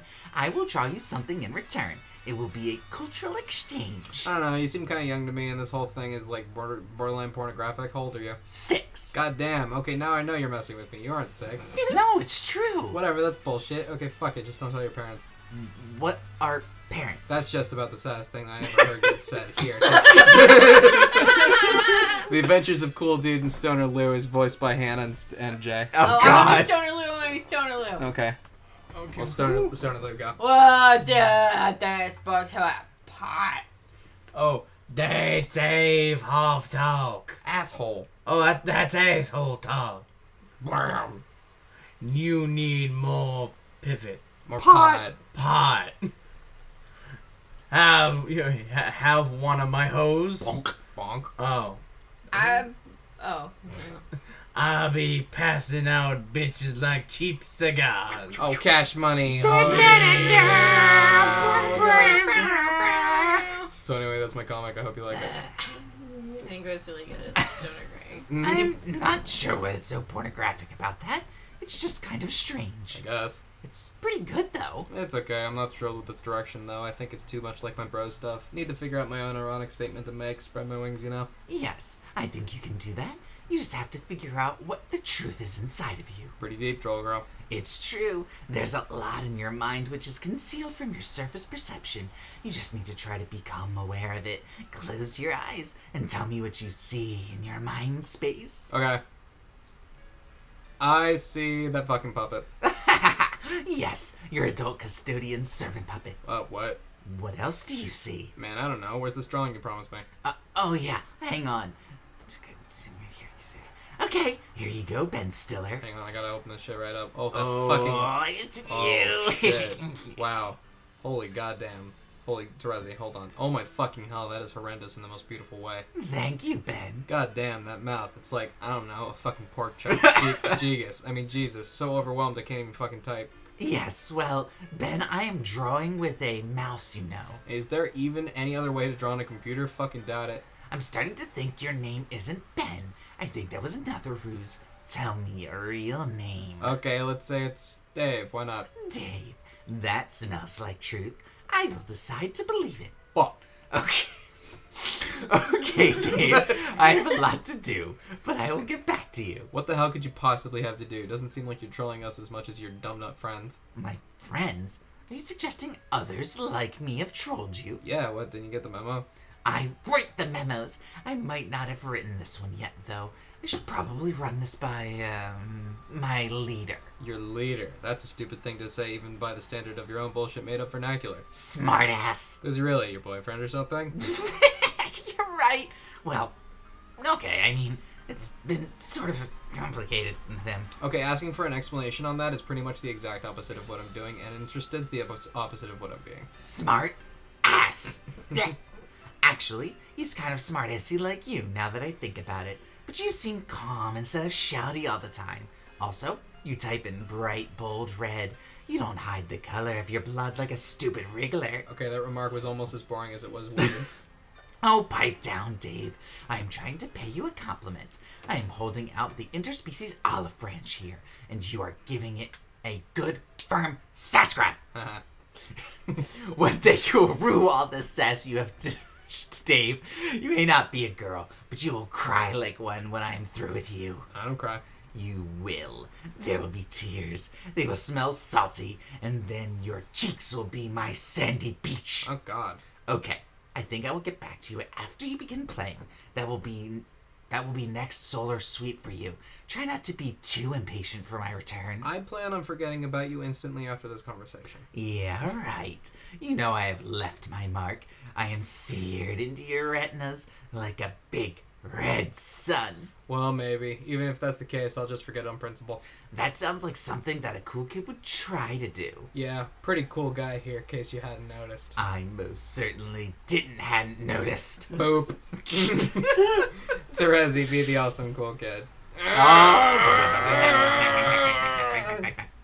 You are suddenly the awesome cool kid in a different game session in the future.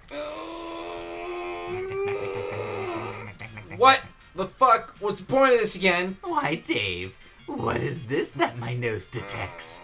Ooh, could it be tears? This is bullshit. This was a setup all along. I told you would cry, Dave.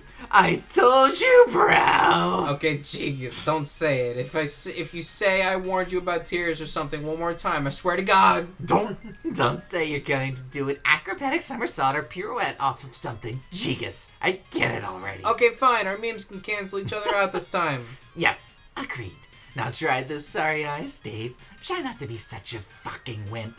It is unflattering behavior for a cool kid of your stature. God damn it, I'm not actually crying, it's just fucking onions. These piece of shit crocodiles are lambasting me with them. That's the lamest excuse I've ever heard. Who ever heard of a silly little onion making someone cry? It is absurd. I guess the stench of onions is covering up the smell of how the truth is convenient. Also, your nose sucks. You're not even any good at smelling at all. That is outrageous. But I know you are just trying to get my earth goat. For human ironic purposes. The only thing I'm getting is out of this goddamn idiot cauldron here. No, Dave, don't. You're going to make the most delicious soup.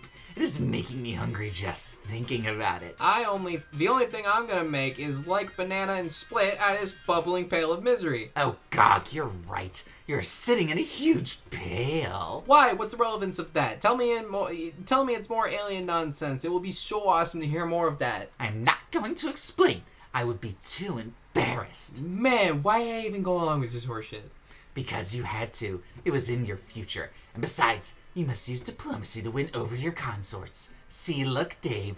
They all love you now. You are the hero. It's you. Now they will give you all the secrets of the land. What secrets? They don't have any secrets. Look at them. They're morons. The only secret they've got is how many times a day they accidentally flush their medical alert bracelets down the toilet. Nah. Dave, they are stupid and yet very wise.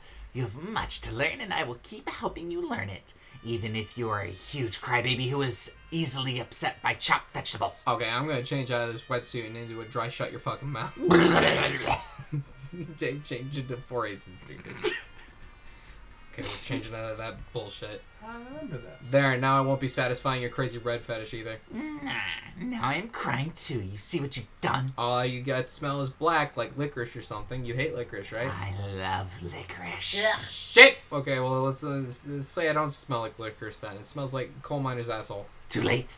It already smells like licorice since you said that, and now I can't unsmell it. Whatever. Anyway, probably about time I got on with this game. Sans these pointless side quests you want to drag me through for kicks. Later, Terezi, nice knowing you. Wait! You can't ditch me. We've got important stuff to do together. Unlikely. Oh, hey. How do you know my name? You told me, remember? Yeah, but I thought you forgot. Why would I forget? You said you were going to make a point of forgetting. Oh. Guess I forgot I was supposed to forget. Well then, Mr. Dave Strider, I'm glad that you forgot to forget. Alright. Oh, speaking of forgetting to not forget things, I forgot to show you this. Pretty spot on, don't you think? Hold on, hold the fuck on, hold the fuck Oh. on. Oh, hold the fuck. Who's Hold- this? Wow, that's Who are wrong. these cool kids? Who the fuck are these goddamn guys? Who these kids are? Rose got crossed out. Yeah, fuck her. Yay. Rose sucks. Aw. Why does Rose suck? Okay. What the hell? Absolute perfection. And there goes the big man in his Earth sport, driving the hoop through the paint. Down, down! What's your obsession with making this goofy bullshit anyway? Is it troll irony? I have developed a passion for combing your internet for the cool kids and making them cooler by striderifying them. Don't get me wrong, it's awesome. Thank you, Dave. Honestly, I think I am a better artist than I have presented so far. If only I could draw you something with my chalk. Oh, I know. I can borrow my friend's drawing tablet. I will do that in a little while. That's cool. Dave, we should trade some drawings, you and me. Sure, that's fine. I'm still gonna go off and do my own thing, though, later. Wait! Damn it, what? Okay, I get that you are this rad loner and you think you have it all figured out, but how about this?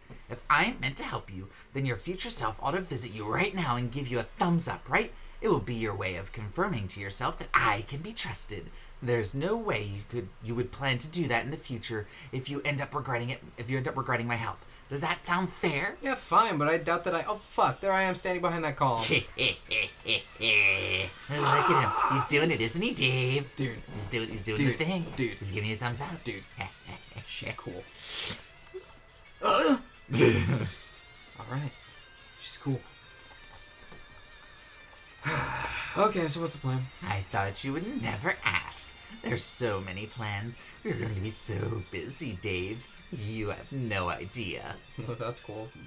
What's the answer that doesn't have anything to do with my meaningless bullshit? Isn't it obvious? Now that we are a team, Dave, you and me, it is time. Time for... Come on. For... God damn it! A motherfucking dance party! Well, hang on. Oh, shit!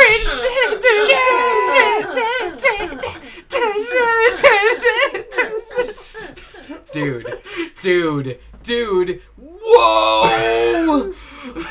It's like watching a miracle made of nothing but twitching Schroeder legs. You see, Dave, I told you will not regret hitching your shitty JPEG 4-wheel device to my Constellation. This is where the party's at. Look at us go. I can't stop watching. Damn, those moves. Trust me, these moves don't stop keep taking place.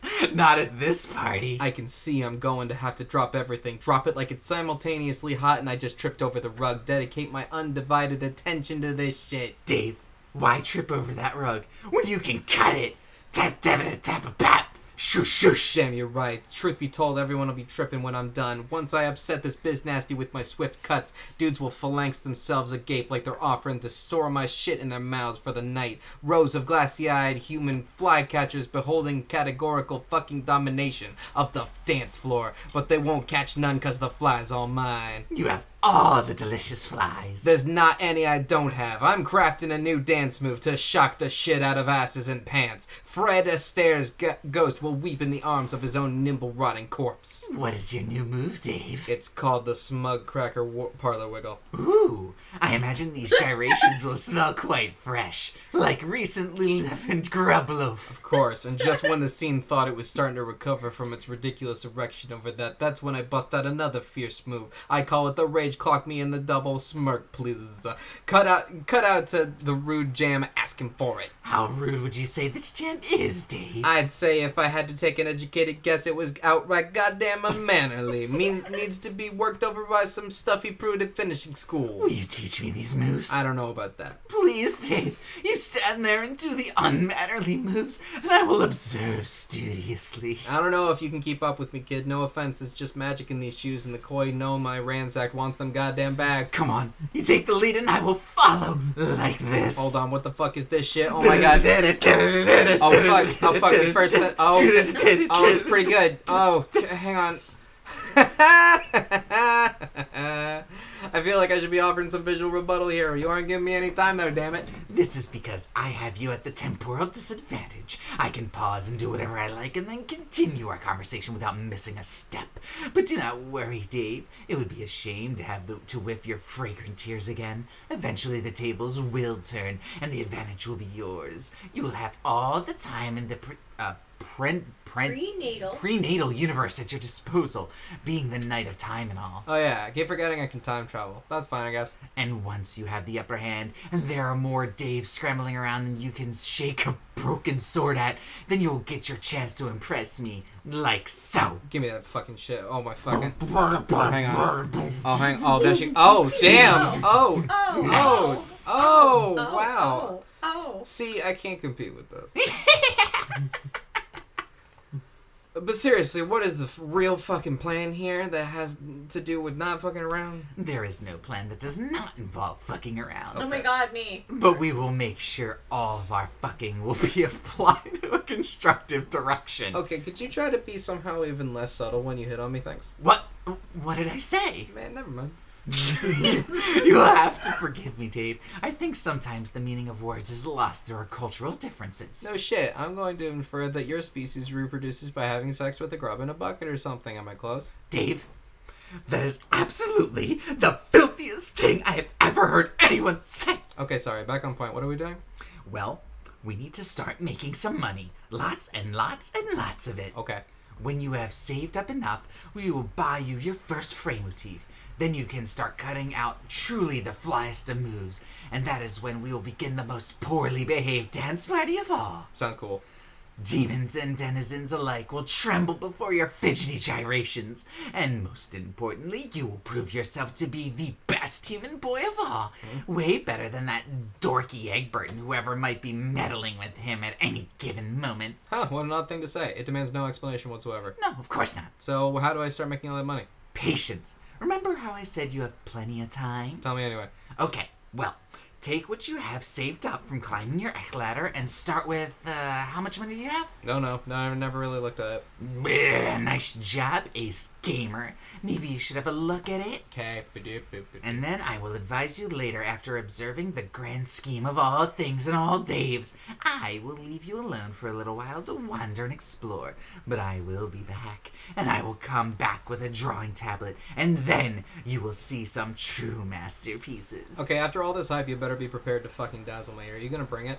Allow me to provide you an answer through interpretive dance. Hold on the fucking goddamn it. Oh, shit. Hell fucking yes! Oh, goddamn, it's so fresh. Awesome. Peace out, TZ.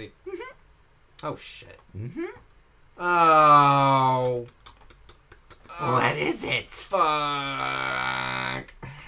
Anyway, back on the other side of the planet. John, get pestered by Frisca. Oh, hey Friska. Okay, I still can't find my Nana up here, so I'm just installing this game. What are you up to? John! What the hell? There are so many things wrong with what you just said. First of all, Who told you could just hassle me with a warning like this? That is not how this works. Why not? You guys do it all the time. Yes, because we are trolling you. Those are the rules. So we get to bug you anytime we feel like, and you have to sit there and take it like a chump. I am too busy to be fielding your nonsense at the job of one of your absurd human hats. I have a ridiculous number of irons in the fire. You will speak to me only when I am ready to contact you. Is that clear? That's dumb. I'm going to talk to you whatever I want. Secondly, I'm very pissed off that you figured out my name. Well, I didn't know it was your name for sure until you just told me now, so... Oh, Got her. Damn it! Who told you? I'm not kidding. A true wise guy never reveals his tricks. I will find out who told you. And then I will make them pay. Anyway, I was just wondering if you had a chance to watch that awesome video I linked you to. What video? You know, the one about the renegade hero who busts loose from the slammer to save the day. John, the way you describe movies makes them sound extremely stupid. Why would I want to watch this crap? Just do it. You will not be sorry. I mean, when you are not so busy and have less irons in the fire or whatever. Okay, I'm starting this game now and saving Jade like a streak through Maverick. Oh, with nothing to lose. See, Friska? Oh, damn. shit. What is it now? Nobody wants to talk to Car Cat. This should Yeah, I think you're hearing yeah. my bits. Okay. Yeah. John is suddenly preoccupied with something. How dare he bother you and then leave you hanging like this? You guess you have a spare moment to watch this terrible video. Why does this nerdy kid have to be so persuasive? I've been waiting so long. Have we been musicless for a while? For a I little don't- bit, yeah, but it's fine. No, I've been waiting so long for this specific video. All right. Remember that. All right. Right there. Perfect. What? Remember how YouTube used to look?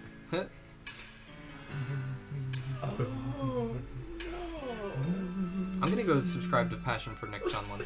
We should. How do I get through one night without you? I have to live without you.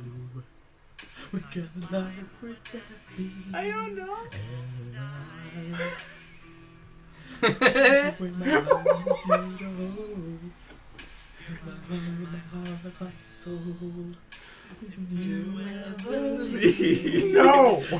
Baby, let me take away everything good in my life.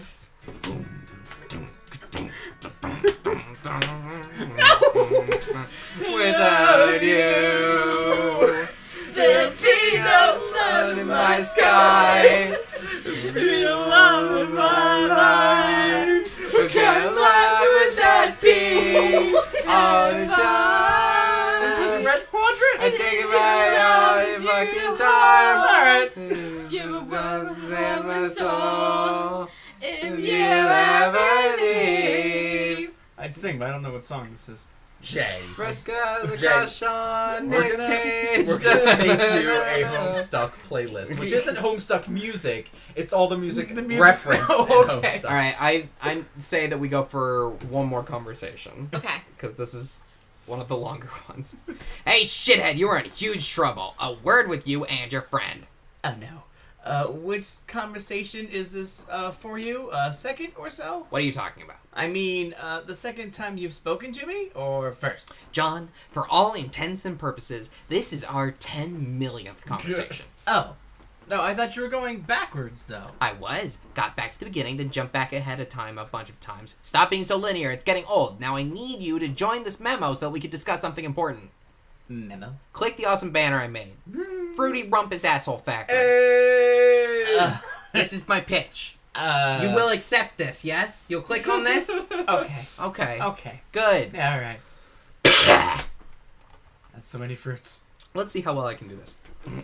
Hey, shithead, you're in huge trouble. A word with you and your friend. I thought you were asleep. Yes, Dave, I was asleep at one point. It stands to reason I am now and will always be asleep at every point in all timelines. That really makes a lot of fucking sense. Now, you, me, and Egbert need to have a chat. Here, I made a cool banner using some of your shitty Earth clip art. Click it. Not cool. Luring me into your cyber booty trap with shitty clip art. Who told you my weakness? It'll work, won't it? Obviously. Cyber booty. John and Dave respond to memo. Okay, Hannah, God. would you like to take over for Dave? Yeah. Okay. What? Yep. Yeah. Okay, I'm here. Oh, hi, Dave. Hey, What's going on here? some kind of asshole rumpus looks like. Everybody shut the fuck up. I hate you both, etc., etc., etc. Now that the pleasantries are out of the way, there is important business to discuss. This memo is not about which guy can manage to be the heftiest sack of shame globes to one another. It is not about which one of us will decisively escort the others to school, where they will receive a vast helping of oh snap, rammed down their insatiable ignorance shafts. This is an important conversation which I believe needs to take place here and now, so you will both shape your shit up and perhaps begin to approximate people who aren't excruciatingly idiotic. Okay, later, windbag. Strider, fuck off, and by fuck off, I mean fuck off right back here and listen, you insufferable prick. Yeah, Dave, don't go. I think we should listen to what he has to say. Yes, listen to your leader, Dave. As dumb as Egbert is, he is smarter than you and is the rightful superior in your dreary little party. But I am the superior of both of you, and what you really need to be doing is listening to me. So, Dave, try to keep all of those sick fires checked and those stoic lips pursed for a goddamn second, and take this simple bit of hate-friendly advice. Stop hitting on Teresi immediately. It's fucking embarrassing to watch. Nah. Dave, you're hitting on Terezi? No. Really? What? No, wait a minute. No. But whatever he thinks I'm doing, I'm not going to stop. The guy's jealous. Obviously, he thinks his girlfriend does the thing for me. You know what? He's probably right. But what else is new? Just another lady from outer space smacking on me whenever she gets the chance. Oh. Ha ha! If Smug was a motorcycle, it just jumped over a fucking canyon. The crowd goes wild with dismay and then commits mass suicide. Carcat, is Terezi really your girlfriend? Hey, guess what this conversation is about? It's not that particular topic. And also, guess whose business that still isn't fucking yours? That's right. Oh, yeah. Pretty sure she is. Or he thinks she is or something. Made it pretty obvious when he started ranting at me months ago. Back when I suspected these trolls were full of shit. But now look at how far we've come. There's not any doubt about it at all. Even if there was anything going on, which there definitely, oops, time to mind your own business again, asshole. Our romance is much more complicated than the joke that passes for your understanding of the concept. You only have one quadrant. That's just absurd. Right. Sounds like it's about time to get a clue who she is over you, dude. What is so different about your romance? What's a quadrant? How many do you have? John, god damn it, stop embarrassing us. First, we've got to be on record here as not giving a shit about that. Second, obviously, there's going to be 4 quadrants. Come on! John, I take back everything I said about you being the smart one. Dave is now the leader, even though he's a smug shit stain with shades and a poker face. If there were 5, they'd be called quintrants. Get it? Wow, oh, okay, who cares? Jeez, Yes. who cares? Exactly. Who cares? As fascinating as Electro and all of that would be, it's not what this is about. Which brings me to a related point of business. John, don't think I didn't notice how many E's you just typed there. That's gotta stop too. What does? Stop talking to Vriska, I'm fucking serious. What? No way, Visca's cool. I'll talk to her all I want. You jackasses have no idea what you're getting yourselves into. They're dangerous, and you're just blundering right into their hyper-competitive mindfuck murder thicket. These psycho girls have already gotten each of you killed at least once, to my knowledge. Well, yeah, but Terezi killed me in an alternate timeline, so that isn't too bad, I guess. Plus, I'm pretty sure that she's sorry about it. Oh god, you even know about it, and you're still getting up to these antics. You are both fucking hopeless. I give up. Okay, then bye. Scott, shut your squawk, Gabriel. Stay put. I'm not done. Sounds like a loudmouth inferiority thing going on here to me. Like you don't want to acknowledge that your trolleys found a couple of human dudes irresistible. You don't get it. I do acknowledge that as much as it makes me sick to my various bits of alien physiology you've never heard of, these girls are clearly flirting with both of you pretty hard. The fact fact that they have swept you both into their sick assassination games is sadly what makes that obvious. That's what they do. Wait, are you saying that Vriska is interested in me? Like, romantically? But Egbert just earned a few brain points. He has reached a new rung on his echelon ladder, easily outfoxed by simple utensils, buckaroo, or something like that. Smooth. Oh, man.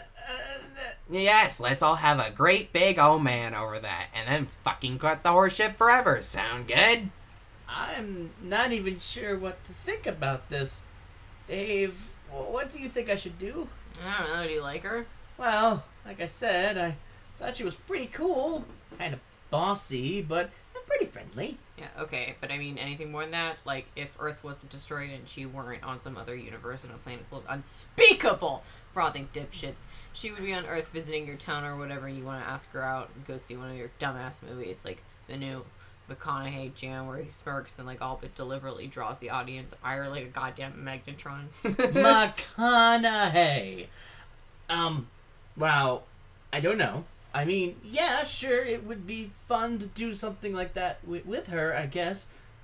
But beyond that, it's a little confusing. I don't think I have ever actually liked a girl before in this way, so I'm not exactly sure what I'm supposed to feel or do. Holy fuck, what am I even reading here? Doesn't concern you, dude. Okay, John, are your feelings quite sorted out yet? Are you quite done slogging through the emotional morass of adolescence, emerging from the sludge in your junior ectobiology waiters? Are you feeling just a little bit wiser? Did we grow today? That would be wonderful. You would think warning you guys that fraternizing with these females is putting your lives in danger would be enough. Really? Danger, you say? Oh, goodness. We nearly made a huge mistake. Why, thank you, Mr. Troll. How gracious of you to alert us to our foolishness. I don't know, man. It doesn't sound like you really got our interests in mind here. You just kind of sound bitter. Did one of the human ladies reject you? Of course not. How did it go? Did you stand in a quadrant like you were playing Foursquare? Holding a bucket full of flowers or slime or whatever Jade was like, no thanks, bro? Is that how it went down? Yes, you figured it out. You are savant of xenobiology, Dave, and I salute you with one of my many intergalactic space tendrils. That's fake. I made that up to fuck with you. Or maybe it was a guy who rejected you. Fuck off. Now bingo. See, how I look right now, that's a poker face. Might want to take some fucking notes. I see nothing but a coward behind dark eyewear clearly designed for women and a pair of impudent lips pursed so tight it'll sound like air squealing out of a balloon when I punch you in the gut. Oh god. Stop talking about my lips. That's the second time. Okay, you're clearly gay. You probably got some issues about it, dude. John, just a heads up in the future. I think you're gonna spurn one of his awkward advances. Uh-oh. John, don't listen to this fucker. He's the worst guy at giving advice I've ever seen. Yeah, I don't know, Dave. I've talked to Card Cat a lot, and I really don't think he has a thing for me. Exactly. John, once again, is flying high as smartest human. And John, purely hypothetically, if one of us in the future does make some sort of solicitation you don't quite understand because of perhaps some cultural differences, I mean, no one in particular here, maybe try to understand that person might not be thinking too clearly at that moment. It might be the case that this person has gotten too wrapped up in the sort of collisionist ideal and get carried away, possibly so much that they were blind to how completely fucked up and weird it would be to pursue anything like that with another species, especially one that didn't even understand the concept of a collisionist relationship. What the fuck are you talking about? But I'm not that person. I have a firm grasp on how the deranged and unnatural any sort of interspecies relationship would be, whether collisionist or concupiscent. So I ask, now I'm fucking begging you both to quit chatting up these shit hive broads and leave well enough alone. That's obviously not gonna happen. Fuck! Look, alright, I admit this isn't purely magnanimous concern for your safety here. We're all sort of cooking up a plan right now. Right now. Which is successful, may, and I do stress may, end up with all of us meeting face to face.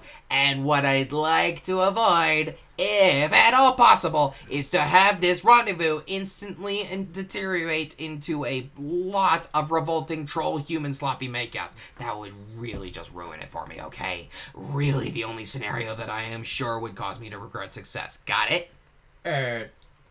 Do You think that Mariska is gonna try to make out with me? Shut up. I'm not answering your dumb questions about how much snogging you're in for, and I'm not playing interspecies matchmaker here. Seriously, what is wrong with you guys? I shouldn't even be saying this. God damn it, it's not like you don't have actual human females nearby for actual biologically viable mateships. Do I have to draw you a diagram? Rose and Jade? So, you want us to, like, date them? Would it really fucking kill you to consider it? I mean, God, what do you fucking think you're doing out there in this game? You're creating your own universe to go live in. And just how do you think your species is supposed to repopulate itself? Idiots. Dude, no, just stop. Oh, okay, so the alien here is the only one concerned with the propagation of your species. That makes a lot of fucking sense. Why don't I wise the fuck up, cool douche? I think he's right. I think we're all just a little young to be thinking about that. Well, no shit. Now you are, obviously. But what about later? Think about the big picture. How did humanity get as far as it got being so dumb? Also, we are all kind of related, sort of, through shared ghost line genes, right? So, All right, the bizarre human anathema of incest. I No, forgot. oh my God, fuck. And, Please let this conversation not be taking place. Okay, well, let's say that that's hypothetically a problem, even though I'm racking my brain to understand why it would be. I guess I will draw you a diagram because you are just that stupid. Here, take it, just open it. Look at it. Look at it. Carcat shipping blog. Look at it. I made this in my spare time for you. These For arrows. both of you idiots. These arrows are going places. Do you get what these mean, John? You get it? I get Rose. You get it. Okay. Alright. Okay, you're by far the worst artist out of any of us, and that's saying something. Shut up, I drew it fast. Now, as you can clearly see, there are only two sets of compatible quadrants here for legitimate concubescent pairings. Dave and Rose are related. John and Jade are related. That only leaves two pairs. Once again, the decisions pertaining to human romance remain stunningly simple, and yet I still have to spell it out for you. You're welcome. Now go hassle your future matespreads and leave the troll girls alone.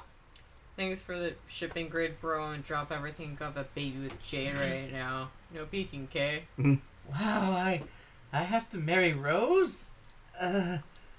Wow. And now that I have saved your entire worthless species with my impeccable romance brokering skills, I will bid you a bitter fucking farewell. Jeez, I am so tired. You should go back to sleep. It was so much cooler when you were asleep, and I basically never had to listen to you ever. I can't go to sleep. Why not? Because I'm too tired to explain why is why.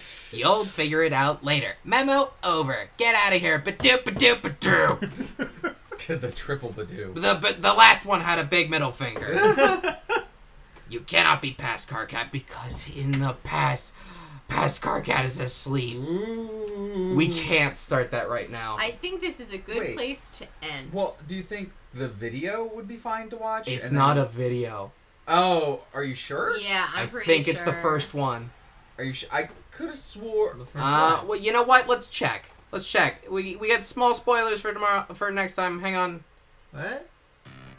Okay. Yep. We will Nothing. come back to the first playable video game in Homestuck. Oh, surprise! Well, it's not the first, but it is the first interesting one.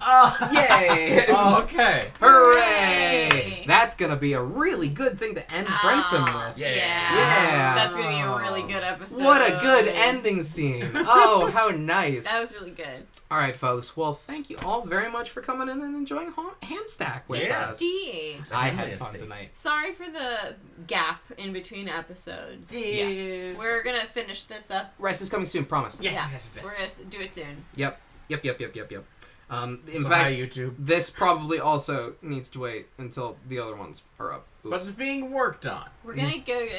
It's very close to being complete. It'll be fine. Mhm. It'll be totally fine. Yeah. So look forward to that. Check out our YouTube channel if you haven't seen the previous episodes. If you want to, go and check out our website, which is ChallengerApproachingTV.com. ChallengerApproachingTV.com. You can see all of our cool stuff and maybe a few other things you might be interested in watching. If you're interested in finding out the next time that we'll be streaming that, we do live updates to Twitter. We also update Tumblr. And our Discord server. Yeah, join our Discord server, you nerds. Our One yeah. of us. Yeah, you guys We should have join a the Discord. 40 asshole channel. Yeah. We do. A whole channel built Dedicated to Homestuck. dedicated to Hamstack. And that updates every time that we go live. Yeah. So that should keep you updated if you're interested in coming on back and Yeah, hanging show out us your with again. fan trolls, nerds. We know you have Oh, one. Yeah. fucking, I would love to see that shit. Yeah. Also, you can find our Discord link Fucking- below where we're streaming. Fucking There's nobody a website can, down there too. nobody can top my fan troll. Praxis was the best. He was so cool. We have our own comic in there if you're interested. It's true. I don't have Thanks, a fan troll. guys. I have a fan human. I mean, listen, we all have fan trolls. We all think that we know what our troll forms would look like. Anyway,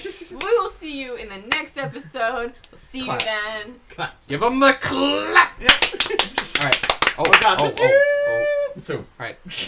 Good night, everybody. It was soup.